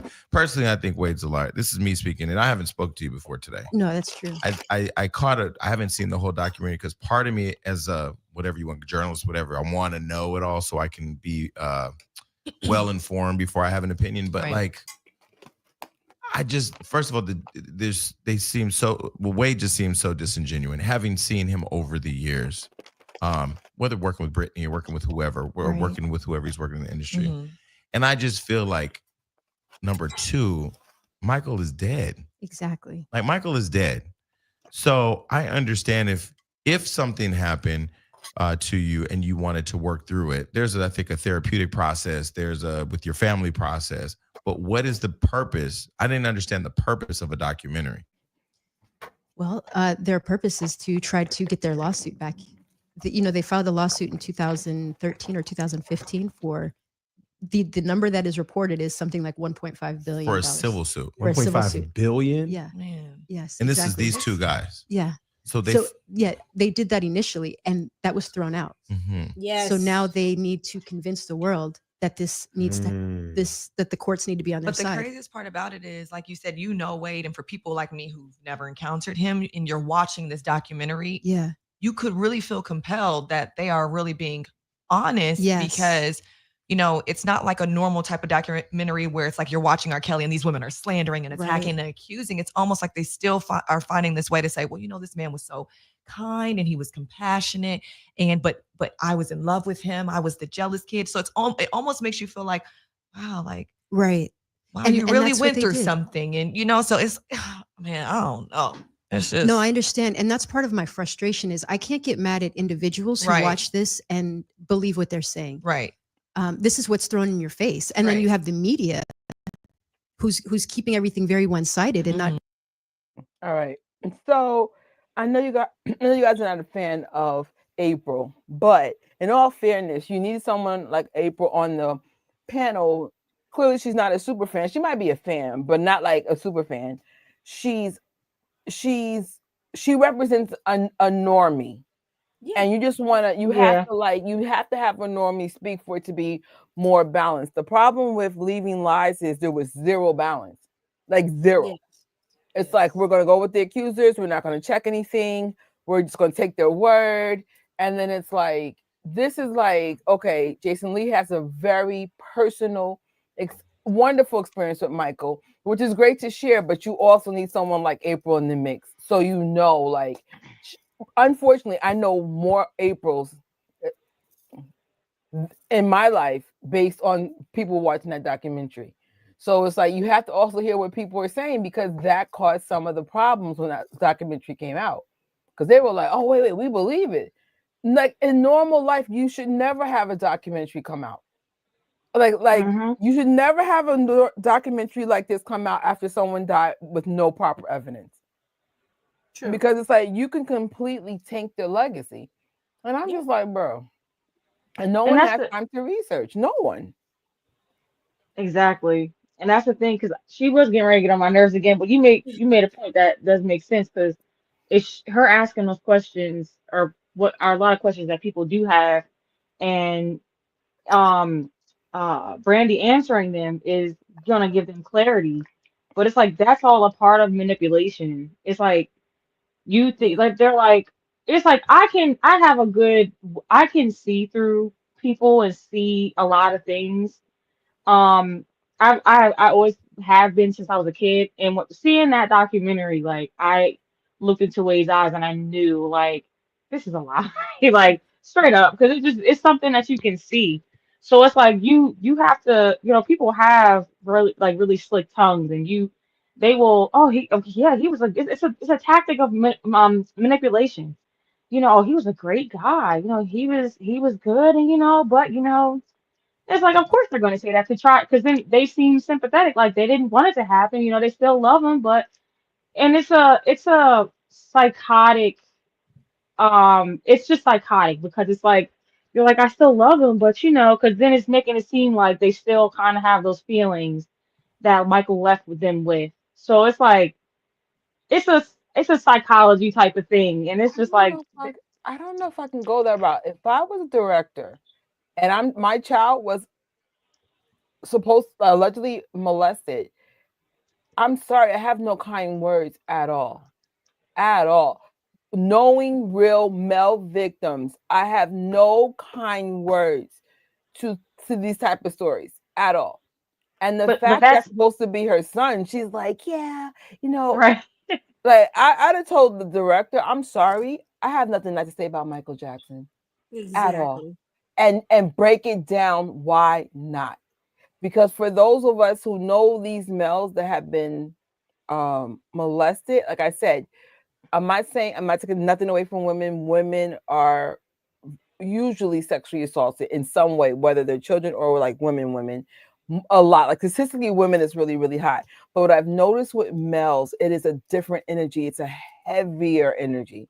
It's more like, well, I don't want to get into statements like that without facts. But it's supposed to be a factual show. But the thing is, I just feel like, why would you paint Michael in a nice way if he's not, according to what you're saying?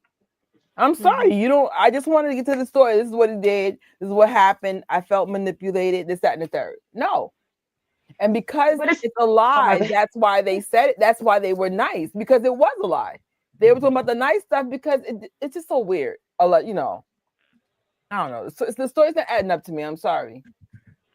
But that's Go ahead. Oh, go ahead. Yeah. No, go ahead. Oh, and I was just saying that's a good way to, that's manipulation, because they even had April twisted up and was like, well, they seem like, he was cool, but he did this horrible thing. And one thing I've learned from we've dealt with foster kids and people, even at our church, we've had a lot of people come through that were just really just in need of mental help. And they will use anything to sympathize, even well, he was really cool, but he just did a horrible thing. It's a way to manipulate you into kind of getting you to sympathize. Because I mean, you will have some instances where people will be like, oh, I hate him, he's a devil. But then it's like when you see somebody I love him, he was really cool, but but he just did something wrong, he hurt me, and it kind of makes it seem, because it's kind of like how guys cheat on him, and they're just like, he was a good person, he just messed up. And it's kind of like that.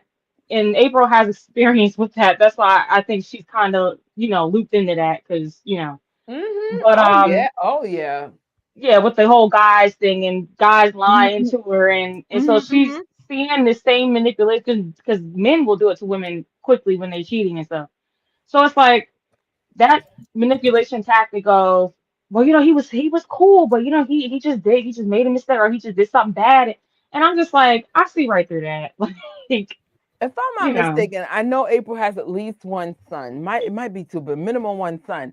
I still can't see myself as a mother having any type of, and then, well, I don't want to say too much because it's still a trial going on. I just would have went about this a whole differently. I'm sorry. And then, because I just feel like, wait, what? Like, in our family, if there's any kind of abuse, adult or child, my family is coming with guns. I'm sorry. We're not doing this, at all. And I just feel like, especially Wade's mother, she just seemed like a super fan, bro. Like you could tell she's like, oh my God, we're meeting Michael Jackson. Wait, didn't he allegedly touch your son? There is no level of joy to that level. You know, it's okay to recall the story how you met it, but she was different. She was lighting up the room like he was still there. But I get it. You're right. There are stories in April's personal life that might make her feel certain kind of way because she has been around her own levels of issues, plus people around her life allegedly may have been in similar situations for real. So I get it. Right. It's like listen to victims' energy as you should. Like we always say, I don't care what celebrity you love. If there's allegations, you should investigate. I don't care who they are, just to make sure you're on the right side of the story. I am notorious. Like, who's in trouble now? All right, let's watch. Who's in trouble now? And sometimes they're found innocent, and sometimes they are not. These things happen. But you know, I just don't want to be playing your record, and there might be something going on here. But I think my you want to take any comments or just keep, Oh, my issue with April is just her approach and how she speaks, but then I have an issue with that, like in general with people. But honestly, the guy, I'm glad Jen did bring this up or just bring this up. She's right. There is a couple of stories. I can't share any of them on the camera because something's definitely like alleged. But the point is, she does come more from a victim perspective, which means she wants to make sure she's listening to the possible victims. And that's fair. To be fair, that's fair. They knew what they were doing when they made this mockumentary, and they knew what they were doing when they had the panel from the snake. And she's like, all the people in the audience were victims. Like, make this make sense. That's very triggering in real life. So they knew what they were doing. They're trying to get the empathy of the public to say, look, we need to hear victims, but are they victims? Because it was a lot of manipulation on the side of the smear campaign for Michael Jackson after his death. It's kind of weird, to be honest. And like Jason Lee said, what's the most important? What's the point of this? Like, what are we trying to get out of this? Right. We're curious. And to this day, they have still not said what I think I would say if I was them. Again, things are still going on, so I'm not saying nothing until this is completely over for real. Just saying. Yep. And she's dealt with manipulation. She dealt with manipulation from men, cheating on her and treating her bad and stuff. So, like the manipulation part, as far as how they're manipulating the audience, as to like, he came off as a great guy, and then that she's dealt with that in an instance. So I don't know if at this moment if she's grown to see, through the BS of manipulation, but clearly not, because she's sitting here like they seem so genuine. It's like like you said, why would you even be mentioning that how good of a person he was if he did all these horrible things? Right. This is my child. You are also a mother. So how would you feel? You know what I'm saying? It's one of those things like, it's just, I would say Joy is her name, right? Is that Wade's mother's name? What, Joy? Joy, yeah. I feel like Joy is the number one issue why there's no credibility into the story. It's the mom. Her energy's off. It's completely off. I was like, what is this? What? Like, nothing about this seems normal. I know parents that had to deal with stories like this. I'm telling you, it's like rage, like put the guns away. We're going to have an issue. You know what I'm saying? Like, I'm just like, wait, this is your son. This is someone you trusted in your family. What am I missing right now? Right. I don't know. But we need to get a discourse just so I could say the stuff I can't say on YouTube. It's not that I cannot say. YouTube has very strict things that you can say and cannot say. And I'm like, But the point is, I understand April's doubt. It does make sense, especially knowing her backstory. Jess, thank you so much for bringing that up, because you're like, oh yeah, you're right. So I'm gonna post a link on here on the comments for the Discord, but then since it's private, I'm gonna delete it. So, but do you want to address any comments, or should I press play? I posted them up, but Twisty has said that the documentary was very triggering. As someone who has dealt with creepy family members, I had to click off. They made it into a circus. And that's the unfortunate part about this whole thing, that there's actual victims victims and people who are triggered. And they did not care. And then there was another one on here. Oh, I can't find where I put my iPad, but hey, Brenda, I see you. Like, I'm looking around, like, where's the iPad with the keyboard? I lost the other one, but yeah. Okay. If anything, we'll come back to comments. Oh, here it is. The whole thing with mockumentary part 1 is it's all about emotional manipulation. Exactly. Yep. Once I saw Snakey's 100 people panel and they were all victims, I said, now, if this is a manipulation, what is? Just get a panel of 100 people, stupid. Just get a panel of 100 people, period. And I promise you, there are going to be some real victims. Statistically, there's going to be real victims in that audience. The fact that they all were victims, I said, I know you effing lying. Like, you gotta be kidding me right now. But when her best friend, I don't know what to say, how to say his name in code, was found guilty. Let's see how this plays out, you know. And then to play out, he was found guilty, sis. Where's that panel of 100 women that were raped? Because that one was actually found guilty. Just saying. Yeah. Because I'm here for the victims. Okay, so you need a panel for your friend, homie. Because Michael trusted you, so clearly, whether they're friends or not, you're still going to cover it, or are you going to cover it? You never did. And your friend was found guilty. It was thanks to Michael that she got such a big breakout with that interview.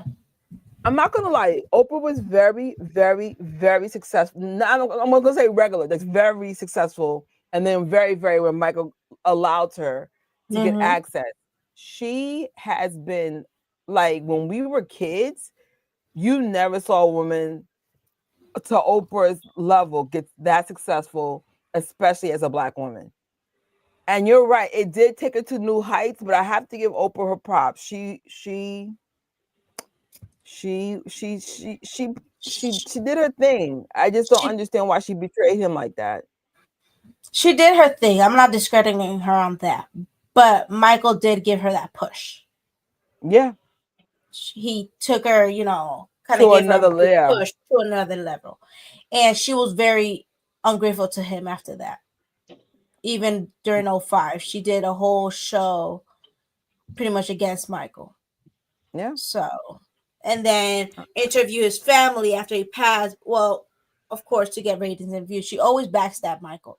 The reason I don't know why she turned on him so bad. Oh, right.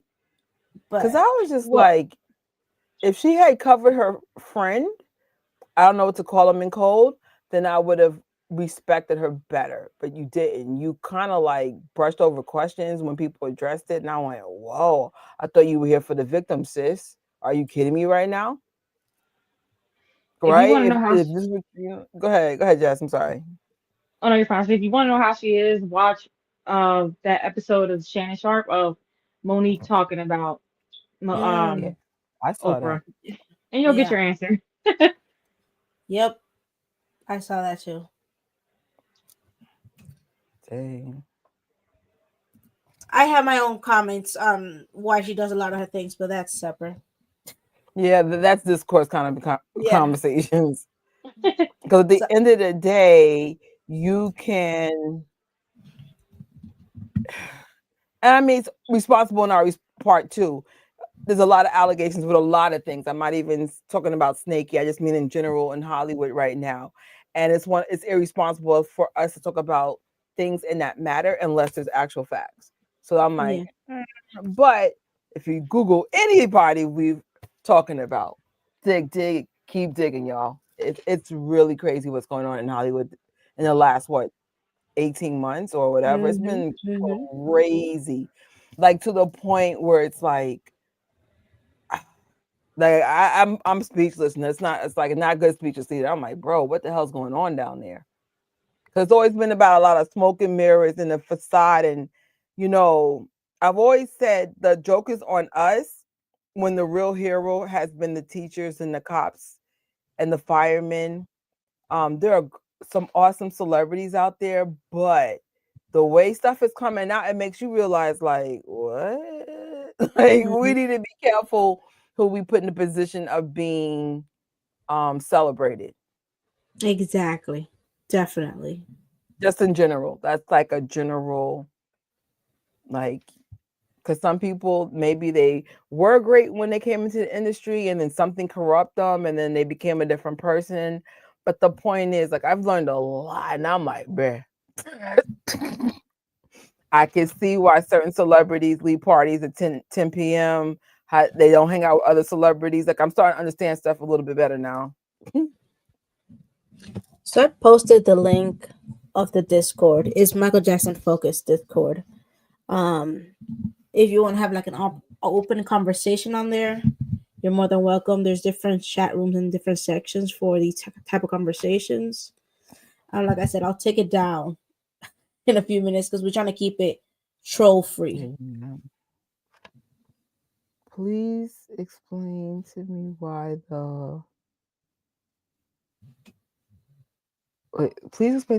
the essay, the S activities was so important.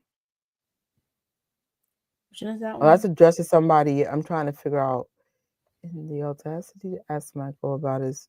Oh yeah. A lot of people probably just think Michael Jackson is weird.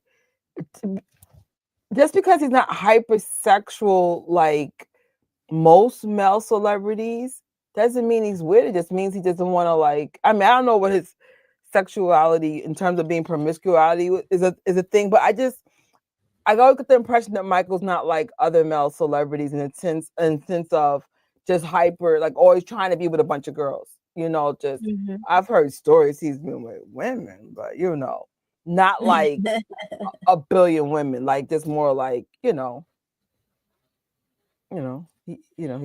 his favorites. And when he was around, he was a gentleman, and the way he grew up and stuff like that, he was like, he respected his sisters and his mother very much, that I feel like he wasn't going to put his personal affairs out there like that for the sake of his mother finding out. That's how he was doing. And then again, some people have self-respect. So that's but not for nothing. Do they ever ask any celebrity about their sexuality? I felt that was a very unfair question. Do you ever ask any celebrity of this? She was like, no, ma'am, he's not a virgin. Shut up. Like it was just so stupid. It's like, did you just ask that? But what was the point of that? Like, why even ask that? Exactly. I'm like, to have humiliate. you ever asked any celebrity about their sexuality? Like, that's just a weird question to ask in general. I don't know. That was off-putting. I'm like, sis, who effing cares? Like, that's his business. I don't know. Another moment of dehumanizing Michael, though. Facts. Is it safe to press play? Yes, you're good. Not giving any light to the other side. Oprah, I'm just going to touch it really quick. Wait, before you go there, because we got to unpack all of that. Okay. Let me clarify something. One, I don't know Wade personally. He's not the type of trash I would associate myself with. What I'm saying is I can watch how people move. I've been molested. I don't want to keep being around my molester. I don't give a fuck what Ferris wheel we're on or what ride we're going to or how much popcorn or monkeys we're playing with. What the problem is that when you're around famous or rich people, you do live a life that is very different than what Leroy on the corner is living. Right. Your access is different. The people you're around are different. If you're an aspiring choreographer, you're around the best dancer in the fucking world all day long. You feed off of that. And if for whatever reason they die or they don't want you around anymore or certain boundaries start to pop up, you start to feel a certain way. I still want to have access to my friend. But I also think there are people who are different too, because I know people who have been molested and they have been stuck around molesters. So I don't think it's just a touchy subject to touch on because not everybody handles situations the same. But I don't think Wade was stuck around Michael Jackson. Well, I'm not saying, I wasn't saying to say. No, but I mean, like, I'm saying like, say if you have a person who lives in a house and their stepfather is molesting them. Okay. They're stuck around their stepfather because their stepfather's with their mother. So you're in the house. Right. This person was not forced to live with Michael, was not forced to travel with Michael, was not forced to profit off of Michael. To me, it's very different. I I mean, you look at the body language. To me, I don't know him personally, but I look at it like, bruh, come on, really? And he's dead. That part. Oprah Winfrey. No, wait. This part was super important to me. The stuck thing is very, very key. So this is what I'm trying to tell. I can't say anything here because it's a story that I cannot say, but it is very much on YouTube. If you just connect some of the dots, just listen. Some people are around the molesters because they have no choice. Maybe it's they're in the business. It could be their managers, just whatever. Read between the lines. I'm trying to say something without saying it. This person, Wade Robinson, been left Michael's life. And it's one of those things like, even in death, he inserted himself in it. No one made you be there. You guys chose to be there. Like, that's what I'm saying. It's a weird story. I'm like, wait, you're not stuck. This is not Michael Jackson's wife. You guys had a choice. You could have easily told your mother, you know what? I'm over Neverland. I don't want to go anymore. Right. But you guys constantly, even in death, injected your life into the Jackson family lifestyle. I'm sorry. And I agree with Jason and April. Like, it's not a one size fits all, and it's a very sensitive subject, but I'm telling you, it seems off. Being around people that have been sexually molested, like I'm very close to it in real life. It's just one of those things, like, everything about it's off. Everything. Like, now, if he said Michael threatened me and made us go to Neverland, fine, but you're not saying that. Right. You guys clearly volunteered. Anytime you could use Michael, you would use him, trying to get you gigs, trying to keep connected. Clearly, Wade was very mesmerized by that lifestyle because he wanted to stay in it. And for a minute, he pursued it. Yes. He's not giving me victim. Just everything just seems like, bro, really? It's different if you I can't say that story. That's still alleged too. It's different if you want to be in the business and someone's holding power over your head. Like, I can't explain it but these are current stories. Just keep digging. But it's just different. He had a choice to leave. He didn't have to be there. He wanted to be there. Exactly. All right, I'm gonna go back and cook for my baby. But yeah. I don't know what else to say. Oprah. Well, and I was just gonna touch on Oprah, saying back to what you were saying as far as people believing this. Yes. When Oprah comes on and she's supporting this immediately, you don't have anything else to think except for this must be true. Yeah. Right. If Oprah's reporting it.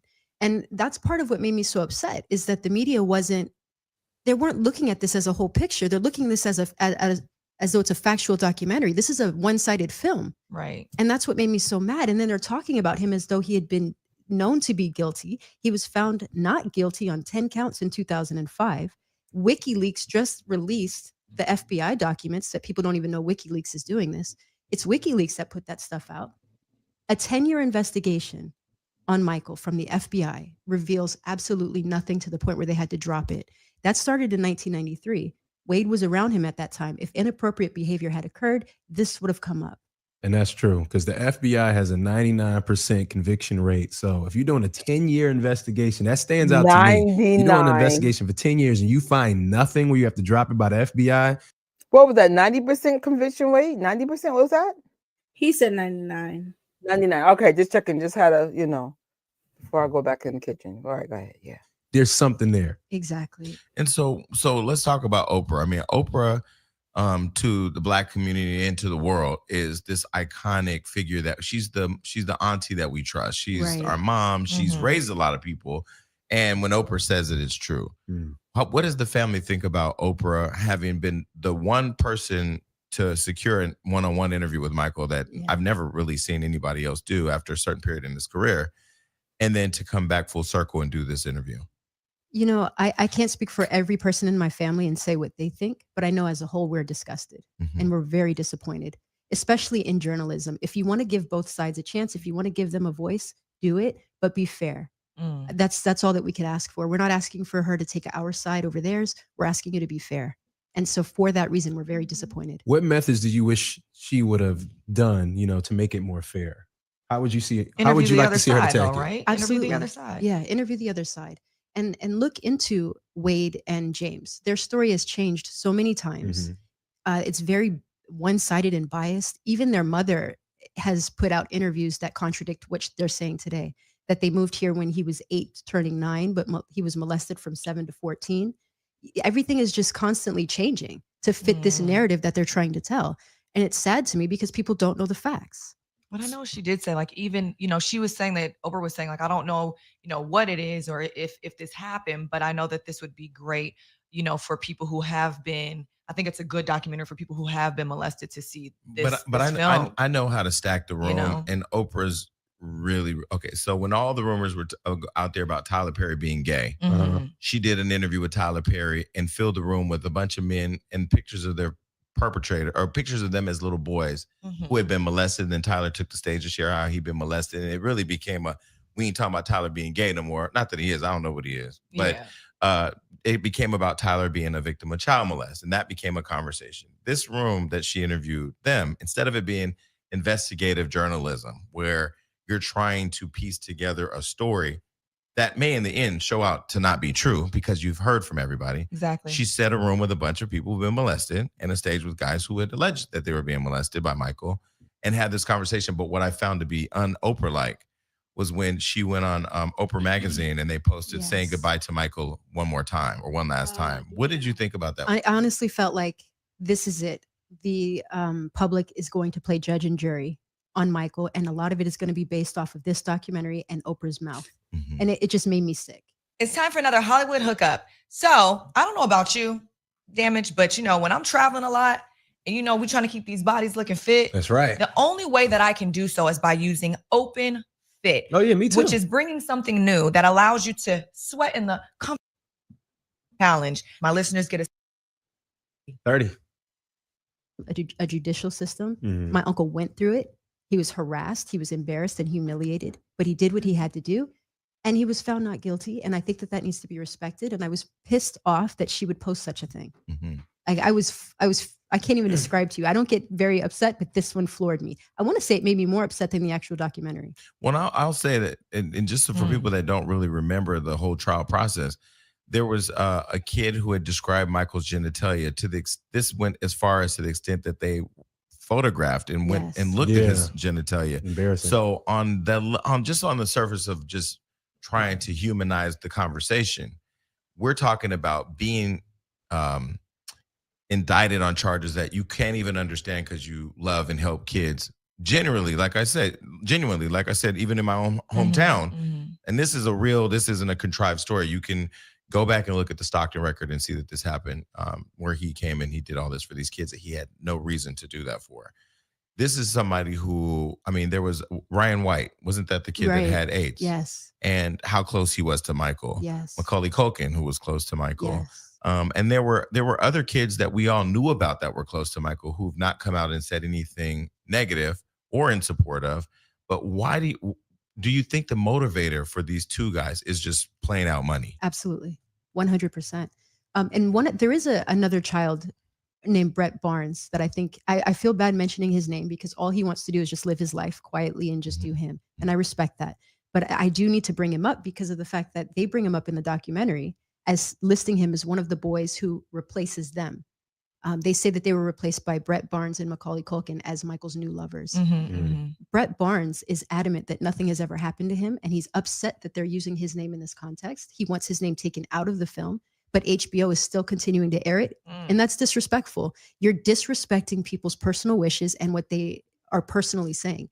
Nothing has ever happened. In your personal experience, did you ever think the interactions between Mike and some children was ever unusual or no, never a little weird? No, but I understand that from the public's point of view, that it's a weird situation to have this grown man interacting with children. I get that.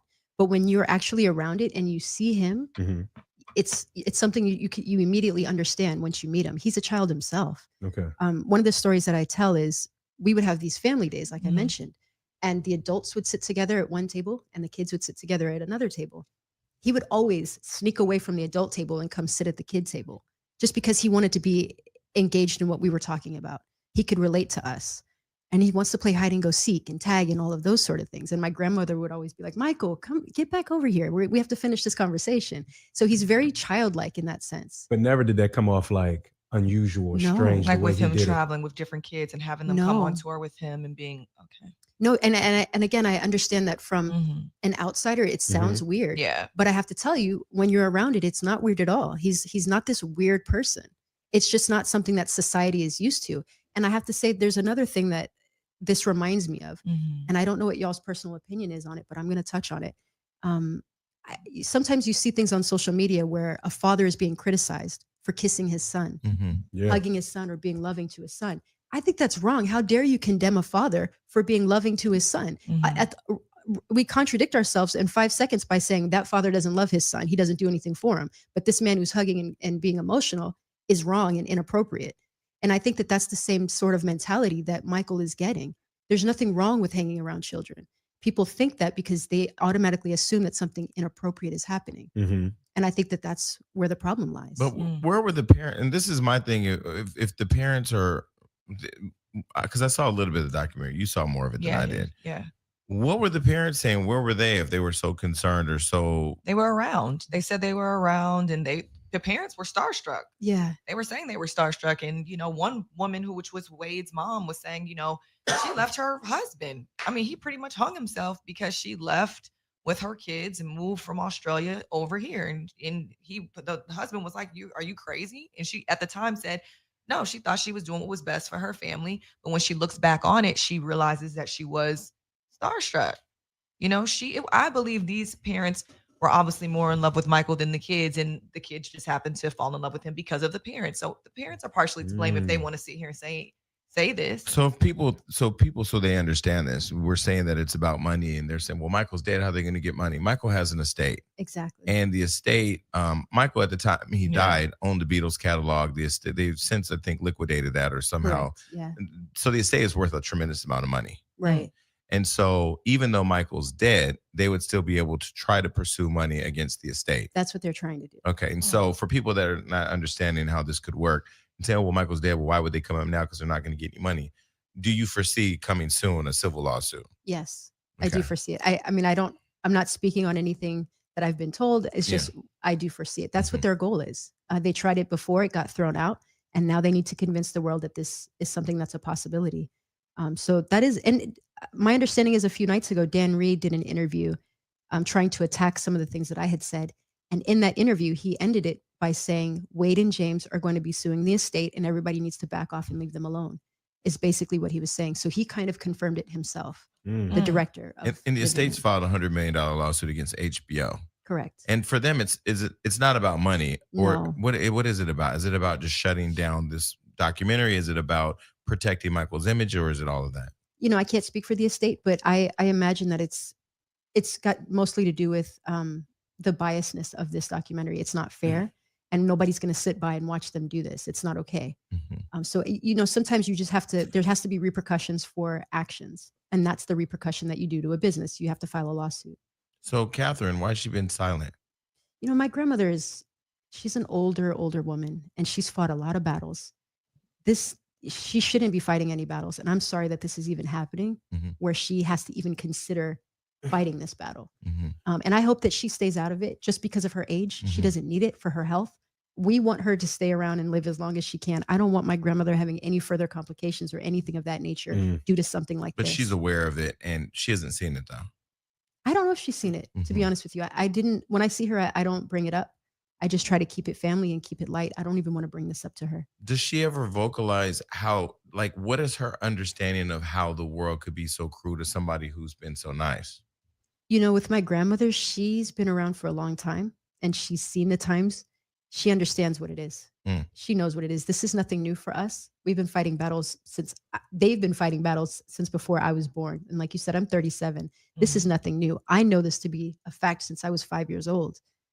So for me, this is a newer situation, but not for her. And you also have to remember that when the Jacksons were on tour, they couldn't walk through the front door when they were kids. They couldn't walk through the front door of a lot of the places they were performing. They had to go in the back use different bathrooms, drink out of different fountains. This wasn't, this wasn't in the height of segregation or anything, but this was still happening and still occurring. So she knows how her sons have been treated and the battles that they've been fighting their whole life. I don't want to cut you off. I want to talk more about Wade. When's the last time you talked to Wade?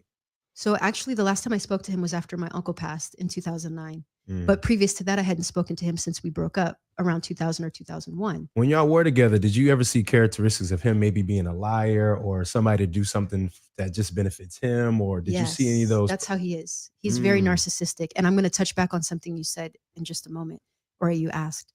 But he's a very narcissistic person. Okay. He's never apologized or been sorry for anything, even when he knows he's wrong. He'll never apologize. He doesn't care who he hurts. That's just who he is. One of the things I'd like to mention is in 2009, a few days after my uncle passed, his mother called me, Wade's mother. Okay. She said to me, it's been a long time since we've spoken. We haven't seen each other for years. We miss you. We should have lunch. And I was just kind of turned off by this because we didn't end on a good note. He had cheated on me very badly with multiple people. So these weren't people that I wanted to be associating with. I was polite to her, but I told her, no, thank you. We don't need to get together. She asked for one last request. Could I please hook her back up with Paris, Prince, and Blanket? Because she felt like the kids should be with her and the Robsons. She said that she was their godmother and that Michael didn't want the kids with my grandmother. That Michael would want the kids to be with them. So he made her the godmom? That's what she's trying. That's what she was trying to claim. She was trying to claim that to me. And I can't tell you how far from the truth that is. All she wanted to do was figure out how to get back in with them. Their lifeline had been taken and she needed to figure out how to stay attached. But that seemed like that kind of seemed like what Wade was trying to do too, was why he was so upset was that he was trying to find his place back with Michael. This is what I said earlier. So it's hard for people who are in Tacoma, Washington, or North Dakota, or these flyover states that see nothing but polar bears and fucking deers running across the street to understand that when you're next to somebody who's rich, powerful, and has access and influence, and you may, look at some of the people that we're around, right? I'm friends with somebody that the world reveres, but I don't see it. I see it just as you may see your uncle. It's just my friend. It's a regular person. When you're in it, though, you're profiting, you're benefiting, everything. Like you're living a certain lifestyle. You lose that, you want that back. Whether it's somebody dying or them pushing you out or the family saying, hey, yo, stop, fall back. They want to figure out how to get back in, especially. And if a person has affection for you, it's not that hard. You just got to get in front of them and have that whole moment again, Right. But when you can't, guess what you become? The biggest enemy. Well, if he's cheated cheated time and time again. Well, if he's cheated on you, clearly he's a dishonest and not a trustworthy person. This isn't an hour to bash this guy. I think public opinion is going to have what it is. It's interesting to see how much online detest people have for the documentary and for him. And I just did a radio interview with Power 106, and they were like, "What do you think?" And I said, "I saw John Legend up here, and I was taken aback that John Legend was shitting on Michael too. Did you see that?" No, but I heard about it. Yeah. So what is your reaction to the people who are quick to take develop public opinion against Michael without having, one, seen all the facts, and two, acknowledge the fact that he's already been acquitted? It reminds me back of the same thing I said with Oprah. It's disappointing because people are not being fair. I can't understand what's happening. Like all of a sudden, everybody's jumping on this bandwagon that Michael's this pedophile and this horrible man. It's not who he is. And he's not here to defend himself. He's been gone for 10 years. And this is how his memory is going to fade. And it's sad. Do you think that I don't see Michael Jackson's legacy not being strong enough to weather the storm? R. Kelly, yes. No, because this is just the same damn storm that he's been dealing with for so long that it's just like. But it's not even just the same storm. It's the same storm with the people who were in the life raft in the little boat with you, going to safety, saying, "Oh, we're gonna make it because the storm's not ours, or we're bigger than the storm." These are the people who testified in support of him when there were real allegations. There would have been nothing for that little kid to raise his hand and say, "He did it to me too." Well, and that's I don't understand. That's the part where I don't think people. Yeah, but then he tried to break that down about why he didn't. So it's just like you're on a stand. Okay, how old was he? Wade Literally tried to claim like I wasn't strong like Gavin. How old was Wade when he testified though? 7 7. What? I don't know exactly specifically, but I can calculate it if you give me a moment. But I'll tell you that he didn't testify, but he spoke on his behalf because there wasn't an actual court case in 93. He spoke on his behalf in 93, saying that nothing ever happened to him. He was like 8 when he did that one. Exactly. I think, Or like in 9 or 93, he would have something. been like 11. Oh, 11? Okay. Yeah. 10 or 11. Yeah. And then he did it again in 2005. So in 2005, he would have been like 23. He was grown. He was like 21. I Like think he said 23. that. Yeah. He could have said 21. See, I need a pause because this is my issue. I 100% agree with, let's go back to the trials. And Wade feels like I can't, quote unquote, speak the truth because, I got to, Michael's my friend. I don't want to betray him. Da, da, da, da. I'll give you that. Where you effed up, you literally called people to get into the service, the wake. You want to do tributes. I'm like, bro, that's where you lost me. That's where you effing lost me. It makes no sense. Hashtag real victims. We're like, it's just not making sense. Exactly. I'm like, why would you do tributes to someone? I think that makes perfect sense if the person's alive that you don't feel comfortable saying that the truth. I'm going to air quote this truth, but it doesn't make sense of your behavior after you passed away. And the minute you didn't get what you wanted, then all of a sudden, and then this is where another thing discredits Wade. He said that he never forgot. He never had repressed memories. Wait, what? No. I think that was in 2013. He said on NBC's interview with Matt Lauer, something like that. If I find it, maybe we can do that as a bonus watch. But I was like, I can't with you. It's not adding up. I was like, dude, I can get you not saying nothing when he was alive. I'll take that.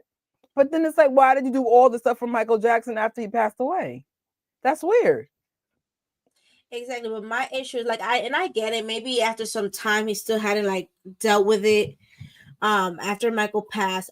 But like you said, after he didn't get what he wanted related to Michael, after he couldn't access Michael Jackson's money anymore, whether it's through his children, through his estate, he just had no such of connection with Michael Jackson.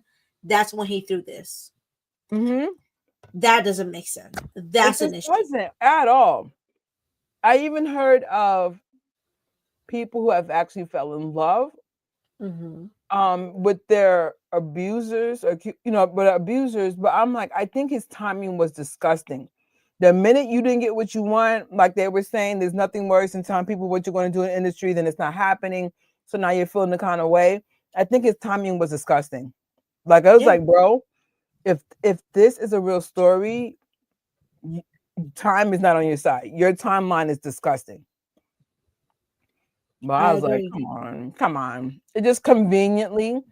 And I agree with Brandi. He definitely has that opportunist energy, and it comes from his mom. This is the problem. You left your husband to pursue a career instead of being with your husband. That is a big red flag of a problem.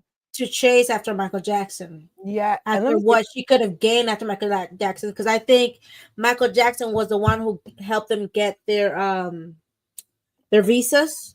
So if it wasn't for Michael, they couldn't make it to the States. I think Michael helped with their visas.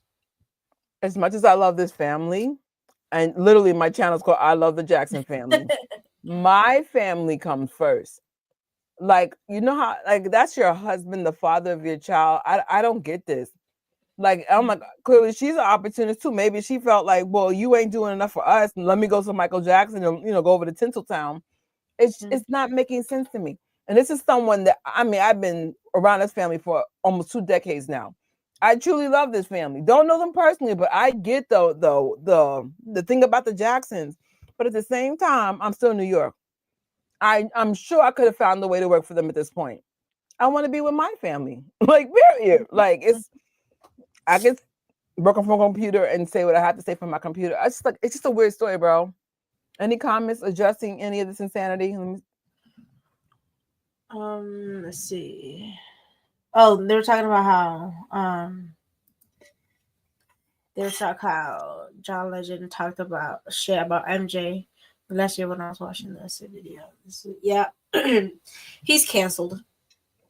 He's canceled. He's talked a lot of mess about Michael. Well, we can't say who was behind leaving lies, but there were things going on in the community being spoken about. There's a pattern whenever they have a big fish in trouble, they will use Michael Jackson as distraction. So we know for a fact one person had heavy allegations and was found guilty. Just do your research. That's a reason for it, because I'm like, this is so stupid. He's been dead for 10 years. Like, who's in trouble now, and why are they using Michael Jackson in a way? I think that what made the story bad though is Michael's dead. So what? Even now, with this coming out again for 2025, it makes me wonder who are they trying to distract us from? Like, who is really in trouble and they're trying to distract us from? Because it's always a pattern when these allegations come out every time. So I'm really confused why Chicken Dance mourn. Why did the mom leave? Because she's an opportunist. She knew Michael Jackson was going to make opportunities for her and her family, and she'd rather take the opportunity than be with her husband. Bottom line. Like Rena said, she wanted to use MJ to boost Wade's dance career. Exactly that. And I'll be honest, that's not normal. Unless your husband was abusive. But if your husband was abusive, that needs to be addressed in that documentary. Why would you leave your husband? So you could have been like, oh, my husband wasn't treating me and the family right. Michael saved us. We didn't get that narrative. I think he had some mental illness though, right? No, right? The husband? So they claim. So that's even more reason why you shouldn't lose your husband. It's weird I talk about my ex, but some of you guys met him in the MJ community, but he was really sick in real life. And we had a really crazy relationship, to be honest. It was just a lot going on, like breaking up together, whatever. But at his lowest, I stood by his side. If you really love somebody, when they get sick and, and there was some mental stuff, a chat because he got sick, you don't leave them. That's when you stay by their side even more. That's your husband and the father of your child. I have no words for you, sis. That's not when you leave somebody when they're down. It is very hard dealing with people with mental illness or illnesses, but you shouldn't leave them. I agree. Very hard. Brenda says that the only thing her husband suffered from was bipolar disorder. She never mentions anything about him being abusive. Then she should have stuck it out. I'm sorry. The only time I think you should leave somebody is when they're abusive. Sometimes substance abuse is tough to be around. But again, you didn't say that. You said it was, But they're the ones claiming that he suffered from bipolar disorder. So then again, is it an excuse that they're using as to why they left him? Or is it true?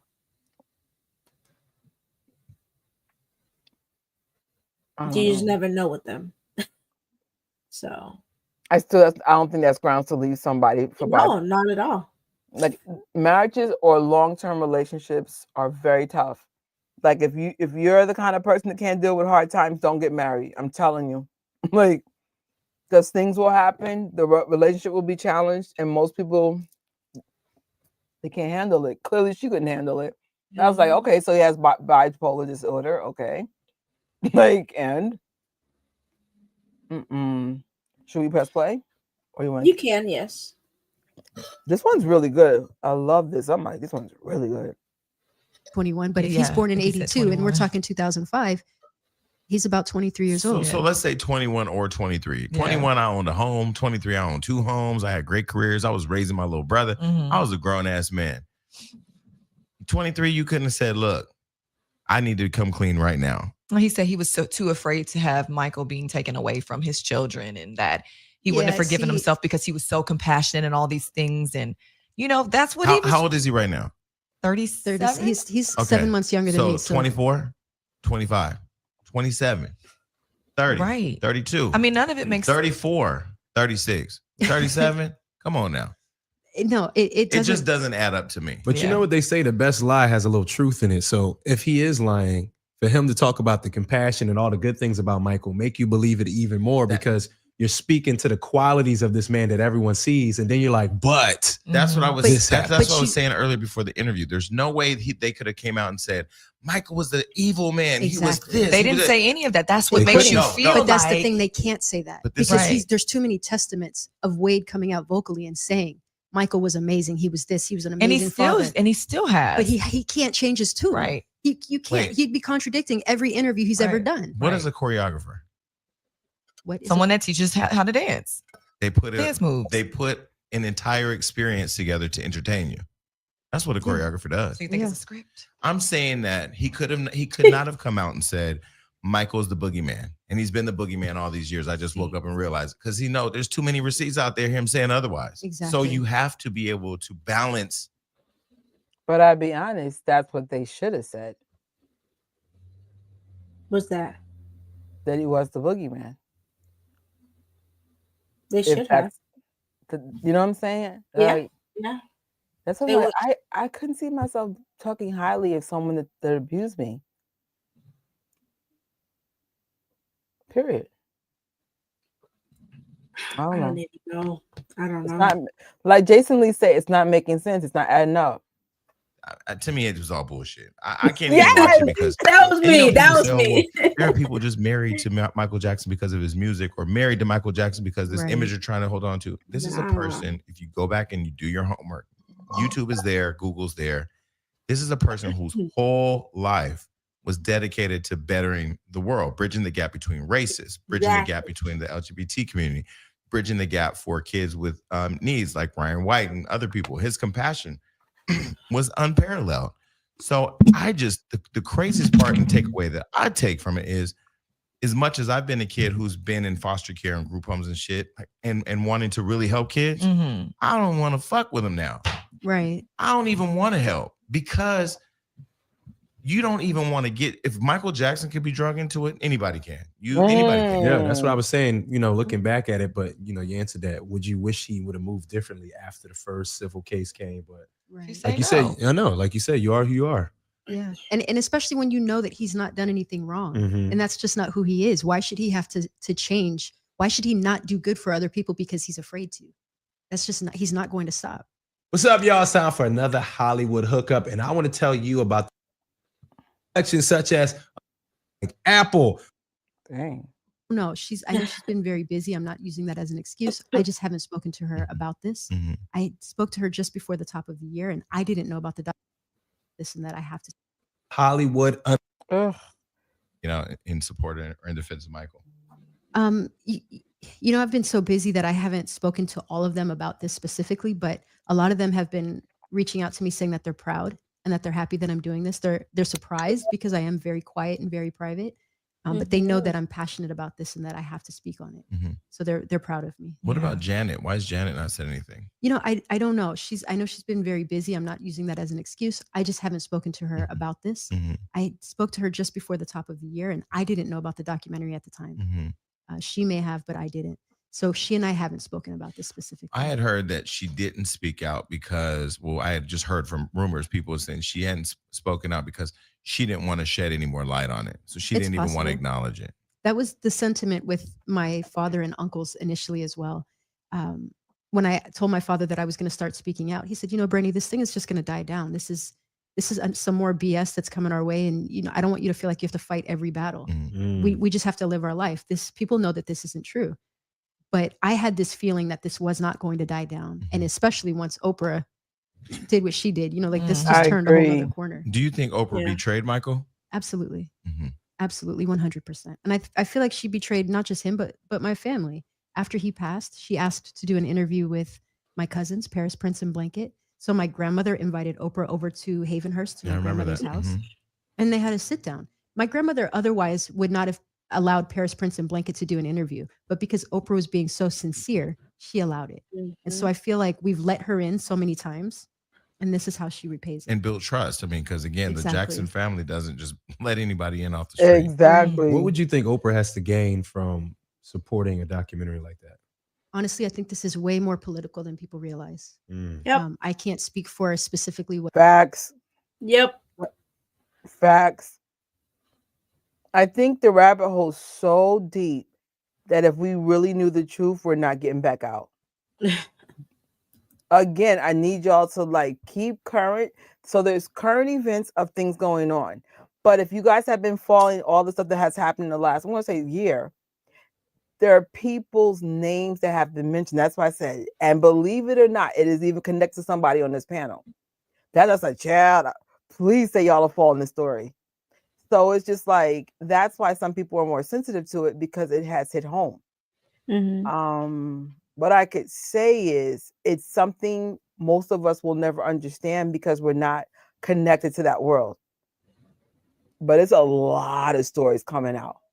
And you know what I find so unfair? That like, let's say they're accusing, I'll say me because I don't want to say celebrity's name. That's not fair. Let's say they're accusing me. So they'll talk about whatever the issue is. And then all of a sudden it gets really quiet. And I'm like, y'all didn't do that when Michael Jackson got accused. Y'all kept going and going and going and going and going. So I noticed in this era of allegations, they try to sweep this under the rug real quick. It's just, oh no, you know, I'm like, this happened 20 years ago. But people have filed police reports, rape kits, et cetera, et cetera. So these are very unique stories that are coming out. They're not allegations. There's actual facts, but for some reason, everything's been brushed under the rug. So I was like, this is a very interesting time. It's like a lot of people are being exposed, but they are like, oh, no. Why? Because there are more people in real life connected to these stories. So that's why they're going to make these stories go away. Why would you spread light on Trisha if Trisha can get like 20 people taken down with her? You know? But I'm just like, I feel like it's so unkind. Like, and again, there are some facts in some of these stories that came out in the last year based on police file reports, rape kits, etc., or rape kits. I'm sorry. No light on it, really. Very little light. Not fair. And you're gonna like try to bring Michael to justice. What are you gonna do? Go to like heaven's gates and be like, can you please come back down to earth? Like, what is the point here? Yeah. There is no point. And like you said, Jennifer, it is political, but it's bad. Yeah. It's bad. Brenda had asked a question. Do you guys believe is his siblings or are obligated to speak on it? Absolutely not. I'll be honest. I understand why some of them had to speak out because Snakey got involved. Well, we'll just say her name because everybody said it sometimes. Oprah got involved, and Oprah's a very powerful woman. And so usually in Oprah's record, when she says something, it's somewhat true. So you're just like, okay. So what happened was the allegations came up mixed with Oprah, and there was no way that was going away. Like I said, it affected my life for real, for real. Like people were like, why do you like MJ? Did you not see, Leaving Lies? And was dead serious about it. And I'm like, oh my God. And of course, at the time, things were coming out with the fans on YouTube proving the 60 lies of leaving, that documentary out. So thank you guys, man. You guys saved my some people in my life are like, nah, you need to watch that movie. I think there might be truth in it. And you got Oprah behind that? Shoot. See, that's the thing. Go ahead, Dan. But and that's the thing, like what gave it more traction is that HBO being HBO, because you can't deny HBO is HBO. You just can't deny what it is. For HBO to pick it up and Snake, because I'm not gonna mention her name. No. Snake, to push it, those are two big people names in the game. They're huge. You can't deny what they are. That's why I gave it traction. Had it been put on something else, it wouldn't have gotten the traction that it did. Or not have that woman behind it. Yeah. That's what gave it legs. Who was saying, boop? And I'm like, bruh. And I'll be fair. If I wasn't a super fan, I could understand why people believed it. You know, I'm like, who got the time to research? Nobody. Like, that's true. That's true. See, personally, Sandy, no. I'm like pushing no free promo, but no, it's not. No big honestly, they can't. Victory. Yeah. They can't. They got sued. So and they lost. Lost. No, it's not them. It's not no major streaming service either. It's a minor. It's very, very. It's like what? I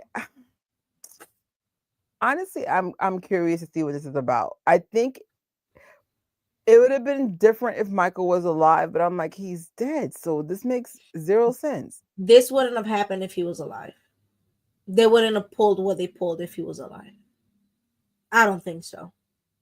I don't think they had the cojones. No, they wouldn't have done that.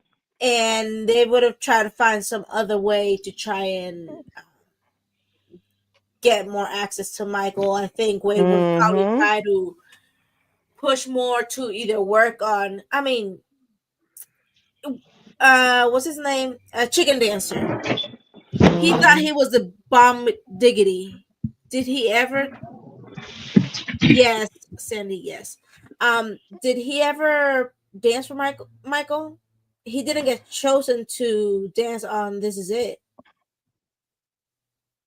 Facts. Michael never really chose him, other than back in the days, because he didn't know him that well. But after what he did to his niece and to his family, you burned the bridge, and for some reason had this with entitlement. Like, no, you don't. Oh my God. It's so funny. Like in our family, like actually, I'll leave that story alone. But I'll be honest, any kind of form of abuse, whether it be mental or physical, my family doesn't take well to that kind of stuff. So you're gonna like cheat on a niece? What makes you think you're gonna be like, welcome to the table? Come on, come on. Like that. This is good. This is just one-on-one uncle etiquette. It's like, nah, bro, you can't sit at the table, man. I trusted you with my niece, and this is how you repay me? Yeah. So I don't think they were, especially during his last day, because they're trying to say that Wade had a dinner at Vegas. The bodyguards debunked that. It's like, no, that did not happen. That did not happen because it all had to go through Bill and Javon, and that never happened. So, like I said, I don't think they would have pulled this stunt if Michael was still here. Especially Umbrella. He was nowhere to be seen. He was very irrelevant. I think if somebody, I don't know what they were thinking, but they gotta live with what they did to like Michael's legacy, especially with everything that he's done for him, like them and their families.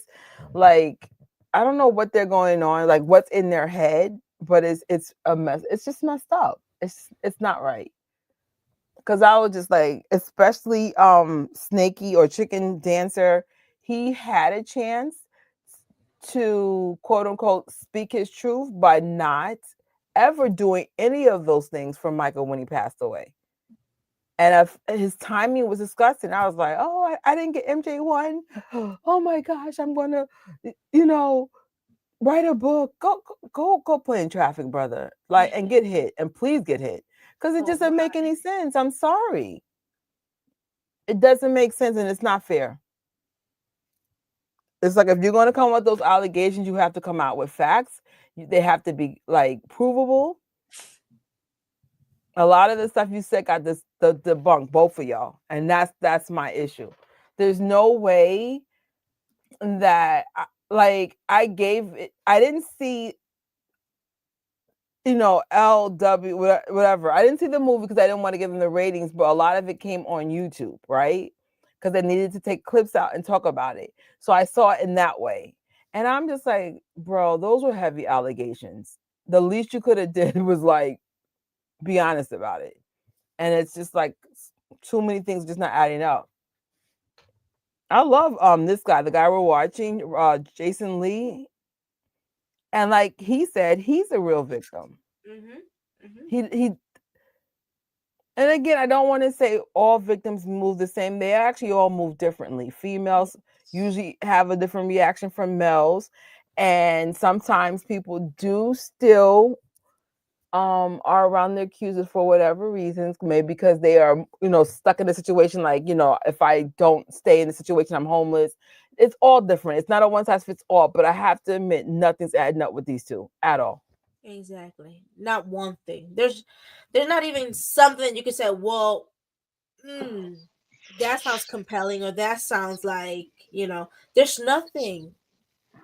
It's not like I'm not gonna say I didn't watch it, because I did watch it, because I like to be informed, because I like to know what I'm going up against. And I'm a very emotional person, I can't say I understand because I haven't gone through that, but I have empathy. And I can sense emotions, and there was no emotion there. I mean, I can watch a video of something and I feel compelled, like I'll start sobbing for no reason. And there was just no emotion that like, oh my gosh. That's hard.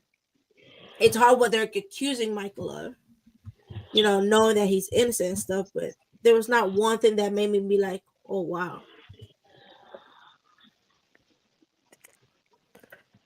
We're gonna play the rest out. Okay. What she's got to gain. I mean, I have my suspicions and my theories, but I think that this whole thing is a move to tear Michael down. And she took the necessary steps to do it, and immediate steps. As soon as we knew that documentary was coming out, that interview was lined up with Wade and James. But why would she want follow up? Why would she personally want to take Michael? Well, I was in? thinking, I mean, we don't know relationships at the top, right? Yeah. So you don't know if somebody from HBO made a phone call. That's really how the industry works. But what I found interesting is that when the documentary is coming, then $100 million lawsuit comes, and then you bring Oprah out to normalize everything. I mean, I don't know, just strategically, it just looks weird. Yeah. And then the post that they put on Oprah magazine, it's time to say goodbye. Like, you're setting the precedent of what you want people to think. And it's crazy. Exactly. I've never seen them post nothing like that. Me either. I just thought that was really that. Oh, keep playing it. Oh yeah, you're good. I'm saying exactly what she's saying. Like, okay. I was like, wait, what? It was really like it was out of context. It was very out of context for Oprah, and we posted that, and we posted like her comments where people were like, "You're a snake. I can't believe you. Yes. Michael's rolling over in his grave. You betrayed him. He trusted you." And it was interesting because I would not have thought. And this is like during the week where Oprah's stock and Weight Watchers has dropped significantly too, so she had a really bad week. But it's just it's weird to see. It's weird to see all of these people come after a dead man. Yeah, absolutely. I agree. Yes. So what do you think one of the biggest misperceptions is of Michael? The biggest one of all, that he's a pedophile, that he's an abuser. That's what's being told today, and that's the perception that people have. I think that's the biggest one. So what are his kids saying? Have they said anything? I mean, I know Paris had said something about feeling like her acting career would be compromised by this or something like that we reported, but have they spoke out yet? Publicly, no. They haven't really spoken out. I can't speak for them directly, but I can tell you from my perspective on it, this is the first time they've had to deal with something of this magnitude about their father. The last time this happened in 2005, they were very young. So I don't know that they really experienced the way that people will talk about him and the way that people can be. So I think this is hitting them very hard. It's hitting them like a brick wall, and it's hard to digest, and they knew Wade and his family. So, that makes it even more difficult when you know somebody and you know what their motives are and the way that they behave. It makes you even more sick. It's not some random person off the street that's saying these things. Someone who was very close to all of you guys. Exactly. Yeah. Exactly. I'm sorry your family's going through that, man. No, thank you. I mean, we'll make it through. We're very strong. For sure. And we're going to keep fighting. Yeah. Well, and I'm glad that he has somebody like you who's willing to get out there, and because I've been waiting to hear from more of the family. I know the brothers have come out and done an interview. Right. And I hope Catherine doesn't have to be subjected to this conversation. You know what I Yeah. mean? To have the conversation, Yeah. defend your son. But I would love to hear from Janet. I mean, now that it's out, Right. she does have a really big voice in the Jackson family and in the world. So would love to hear from her. Yeah, absolutely. I wouldn't be surprised though if she feels like Wade isn't worth her time. Mhm. But and you know, again, when you know the truth and you know that Michael is innocent, you feel like I keep beating this dead horse, like I'm fighting this battle. This should be known. You know what I mean? Like it's just upsetting. Again, with WikiLeaks putting out all this documentary, there's pages and pages and pages of how Michael is innocent, and we're just ignoring that. And so, okay, one last question. Recently, I saw something pop up online where they're saying that Michael has another kid nobody knows about. Do you know what I'm talking about? I haven't seen that, but I have seen some guy on social media claiming to be his son. That's probably Brandon Howard, not him. Not Brandon. Do you know who Brandon Howard I is? do. I know Brandon. Is that Michael Jackson's son? Not at all. 100% not at all. He's a friend of the family. We've known him for a long time. I'm not sure where this narrative came from. He has no relation to the Jackson family. They need to just let you be the Jackson family representative. Just go out and just dispel all the rumors. Okay, but yeah, but there's no, she should. Brandi should be like the PR for the family. this other kid now who's a dancer or whatever. He says he's Michael's son, and there's a picture of him at the funeral sitting next to the family on the row and everything. I don't know if it's Photoshop. I don't know what's going on with the internet these days. I don't know his name. I go, let me I find know out. who they're talking Yeah, about. no. Well, thank you for coming on here, and thank you for Thank you just guys. I really telling your appreciate uncle's it. truth. Thank you. Yeah. Okay. Well, we're out of here. Peace. Peace.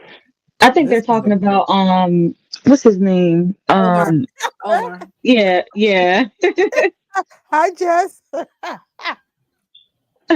you still with us? I had it muted because I didn't want the background noise to be too loud.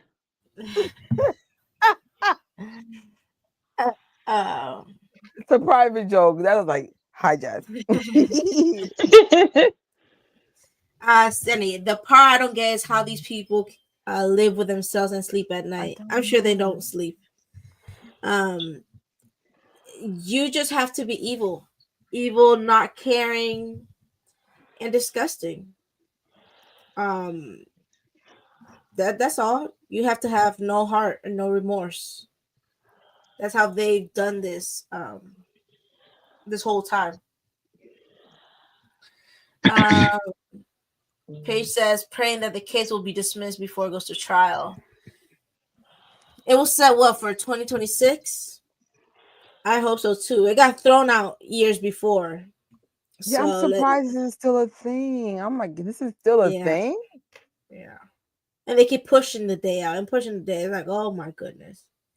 This is the same reason why in 1993, Michael's advisors didn't want him to go to trial because it could have taken this long. Michael wanted to, though. Remember, Michael wanted to. He did not care. It's crazy. I feel like, addressing the whole thing with Prince Paris and Blanket and how they were subjected to this, it's messed up that these allegations have been thrown about your dad, but his legacy is powerful when they're coming after him after he has passed away. Like, what are you afraid of? Like, and again, based on current events with way worse allegations with evidence, no one says nothing. No one's music's been muted. People still have their stars intact. I'm like, if we're gonna play this game, then let's be fair about it. Let's be fair about this. And they're not. I still don't even understand like how nothing has been addressed for all the people that were accused in the last 12 months. I'm confused.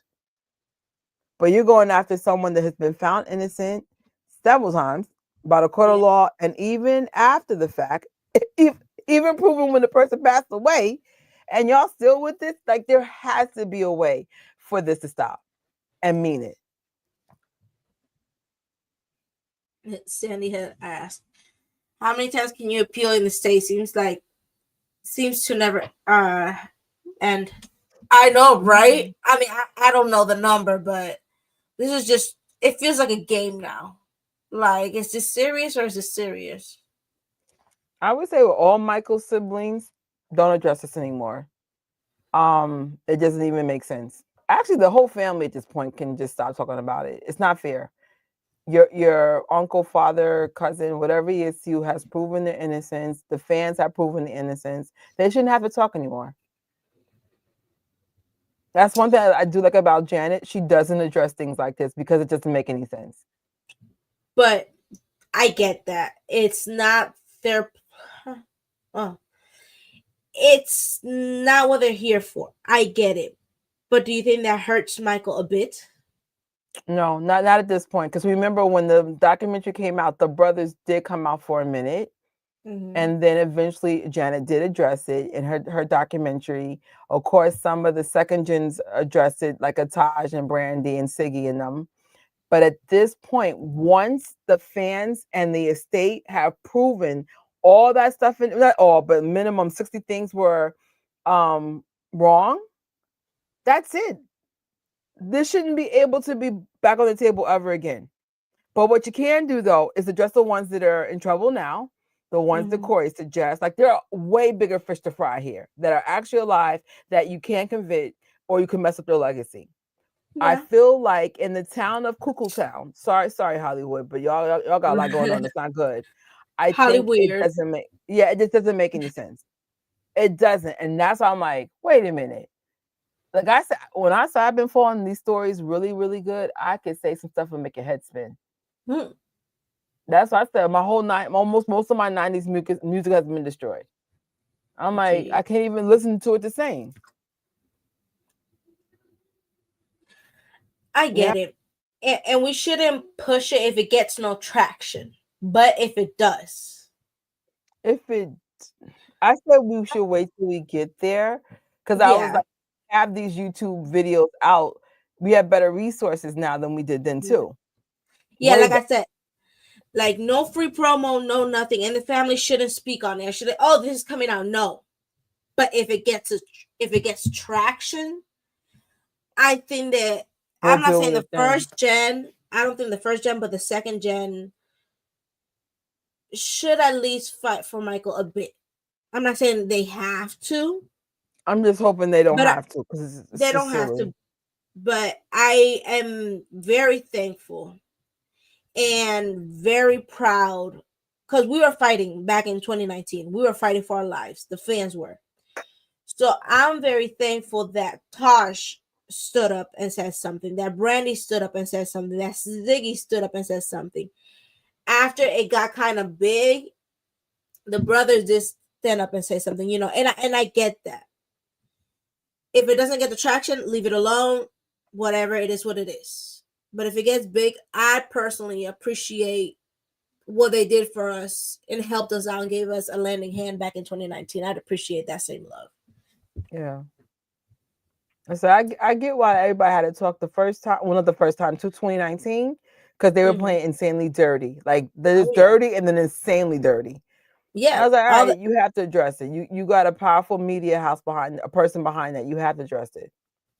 Yeah, and then with all the blue check marks that came attacking, I mean, how many countless celebrities joined that the hate train for Michael Jackson? So many people that I followed, that I supported. I'm sorry, when it comes to Michael, I don't play.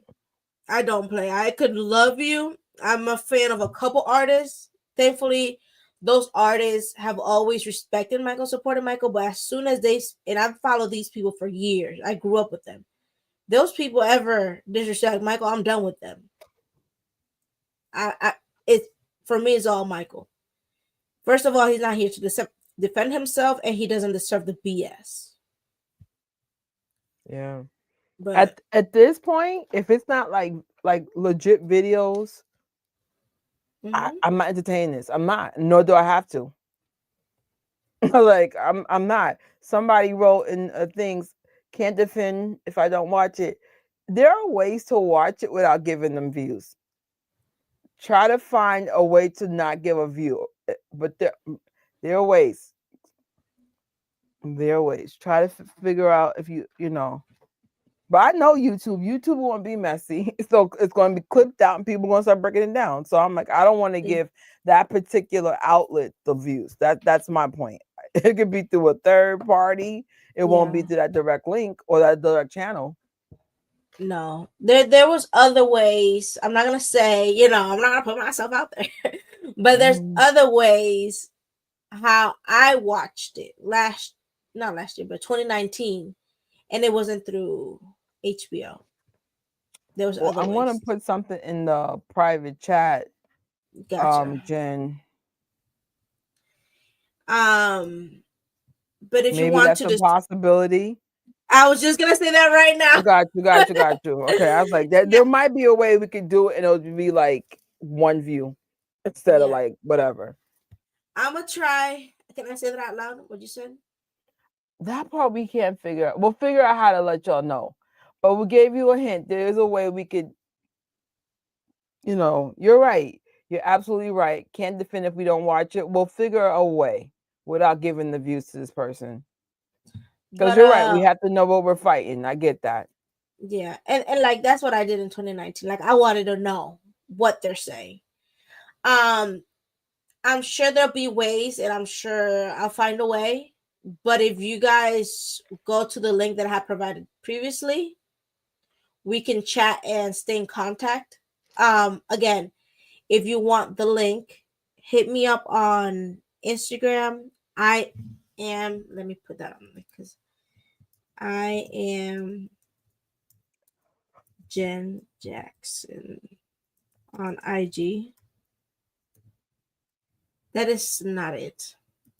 I am Jen Jackson on IG. What? I have a question. Do you think Chicken Dance and Umbrella like? Yes, the boy. I think that's what it is. The Boy Cried Wolf. I am Jen Jackson on IG. If you want the link to talk about this and discuss this privately, and if we found ways, we'll discuss. So it just won't be on YouTube. That's all. It's like that we're not doing. YouTube is such a big platform. I think YouTube is the #1 streaming service, period. So I was like, it will not be here. No, yeah, and there's a lot of rules that you have to follow, and you can get like, yeah, like if you use certain words, it's like so many issues. Your video can disappear. So on there's more of a private forum. But yeah, no free promo, no energy. Don't retweet them. I know we might soon get bombarded with a lot of articles and stuff. Don't engage. Don't give it the traction that they want. They're gonna use us. It's gonna rattle us up to use us for their free promo.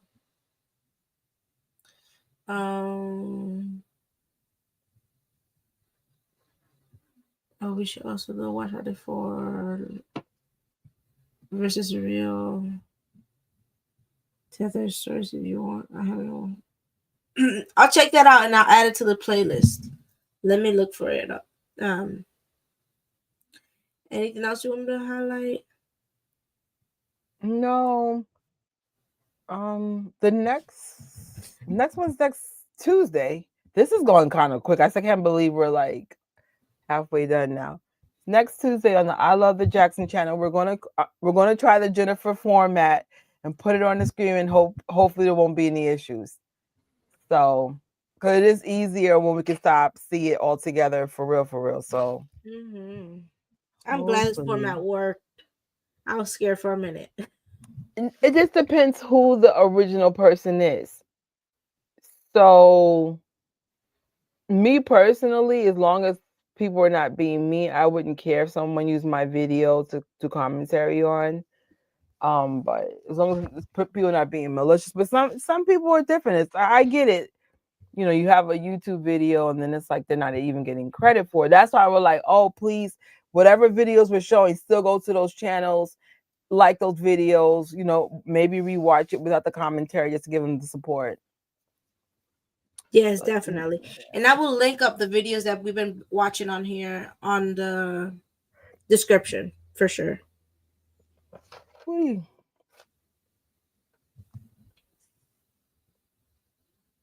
It's the same old, more whining. Wow. Oh, see, I haven't even seen it. I want to see if I can find a T-shirt called the T-shirt with the boy cried wolf. I'll be like, hey, y'all, with AC. Go to Amazon. Do y'all sell these? Let me look that up because you know me. I have T-shirts for everything. They sure do. I'm gonna look for that one, Serena, and I'll add it to the playlist, and maybe we can do a watch party for sure. But I don't think I have seen that one.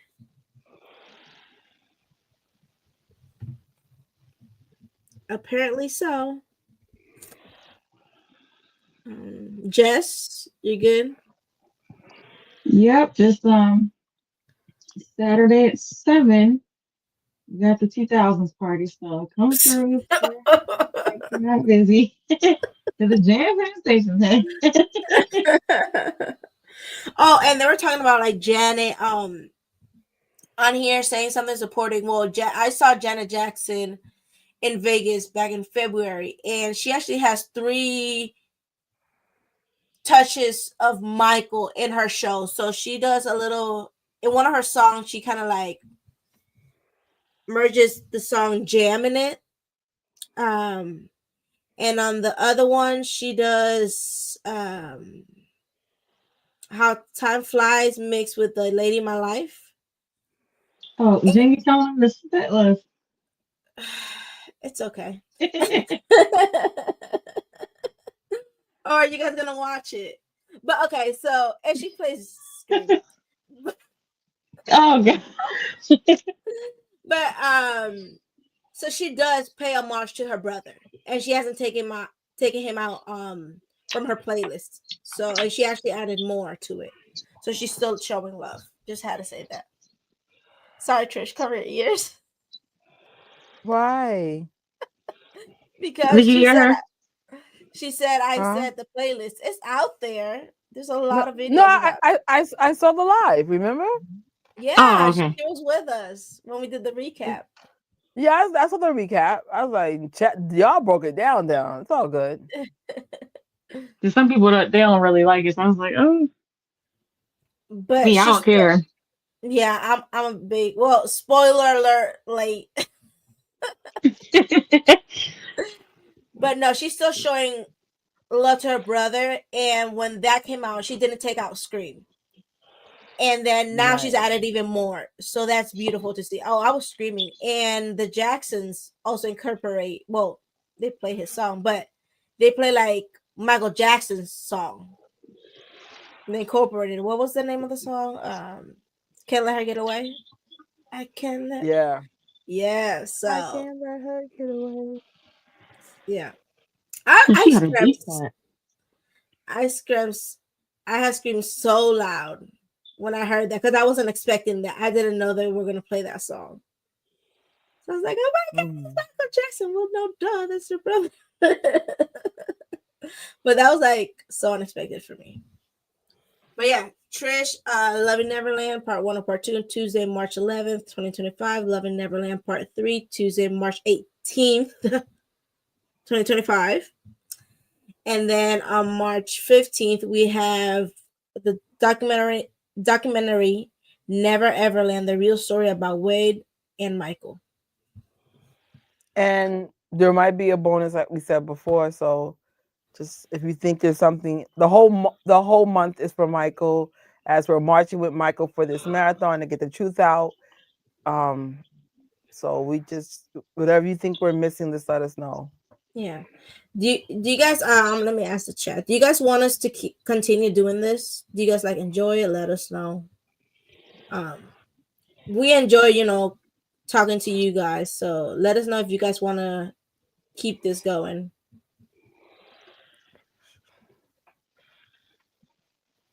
That's crazy. But what's that noise? It sounds like snoring. It's a washing machine.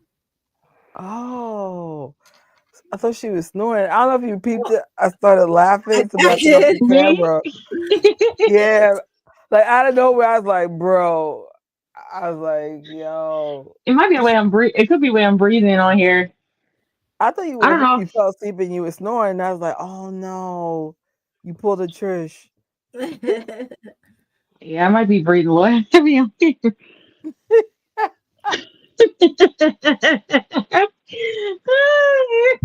Are you reading the comments?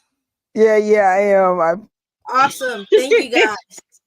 So we definitely we will. appreciate this, man. This started with it started about a month ago, and then y'all were ready for that square one. We were like, whoa. And then I remember they put it a list. I remember Jen did something on Station Head, and she started her list. So then I reached out to Jen. I said, yo, me and Tori we kind of spoke on this, and we just merged on a project. It was perfect.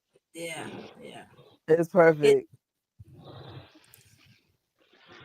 Because I mean, we all kind of all think alike. So there's that. I was like, oh, you had like let's do it.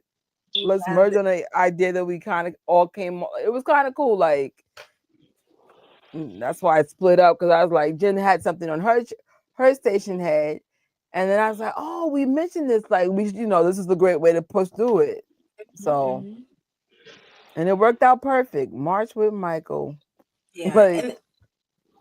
And there's still going to be podcasts on Station Head, so stay tuned to that. It's kind of been paused because of this event that's going on, and we're speaking a lot on what's going on here. But once a lot of news start coming out, we'll definitely keep the podcast on Station Head going.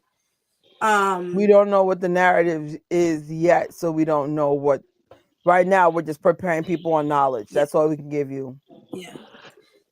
That's why we kind of moved it to this format, kind of like videos, discussions, talking, pointing out, being able to pause and talk about it. So this has been a great format. Square one was heavy but informative. Yes, I feel like they all have been kind of heavy, but very informative. Oh, cool. That's awesome. I love her work. Awesome. That's beautiful, beautiful artwork. And there's another project coming down the pipeline on Twitter, so stay tuned for that. As soon as we hear about it, we'll let you guys know, whoever's live is first. So stay tuned. A lot more things are coming out, and hopefully we're praying. We're going to try to not switch the narrative, but keep it more positive starting April. Yeah, I feel like that should be more of his legacy, humanitarian, especially with Earth Day, or Earth Day coming and stuff like that. I think by the time we're done, we should be well informed, and hopefully this is just a money grab, and we don't know. I'm hoping for something, just because are you effing kidding me? There's so many bigger things going on in this world, like way bigger. It just in general. And you go, oh, let's just mess up a legacy. Yeah. Hopefully, we don't have to fight anymore after the next couple days, and this will all blow over. That's what I'm hoping for. But if we do, be sure that we'll be on here fighting. Ready to squabble. Yeah. But that's it. I'm done. It does sound like that. Now I know what it is to be alive with me. I'm like, what? Am I breathing in every time We can't tell if you're snoring, or I was like, what? But thank you guys. Thank you. Trish, do you have another live going on after this? No. I'm off today. My next live is on Gadget Trish on Saturday, but it's slightly overlapping Miss Jazz. I was like, where's the newsletter? Maybe I'll push it back like an hour so I could at least have 2 hours with Jazz. I'll look and say, oh no, it's overlapping. It is what it is. It happened last Saturday. Like, we still gotta do what we gotta do. Just sometimes there'll be overlaps. It is what it is. At least we try. Yes. But thank you guys. That's it for me. I gotta get ready for a long weekend. That was a surprise for my birthday coming up, so yay. Happy birthday, early birthday. Thank you. Happy birthday. Thank you. But yeah, let's keep on marching with Michael. Love, peace, joy, no free promo, and stay positive, stay strong. Blessings and love y'all. Bye. See ya. You guys make us smile too. Oh, thanks. Bye, y'all. Good night. And happy birthday early. Thanks. Do-do-do.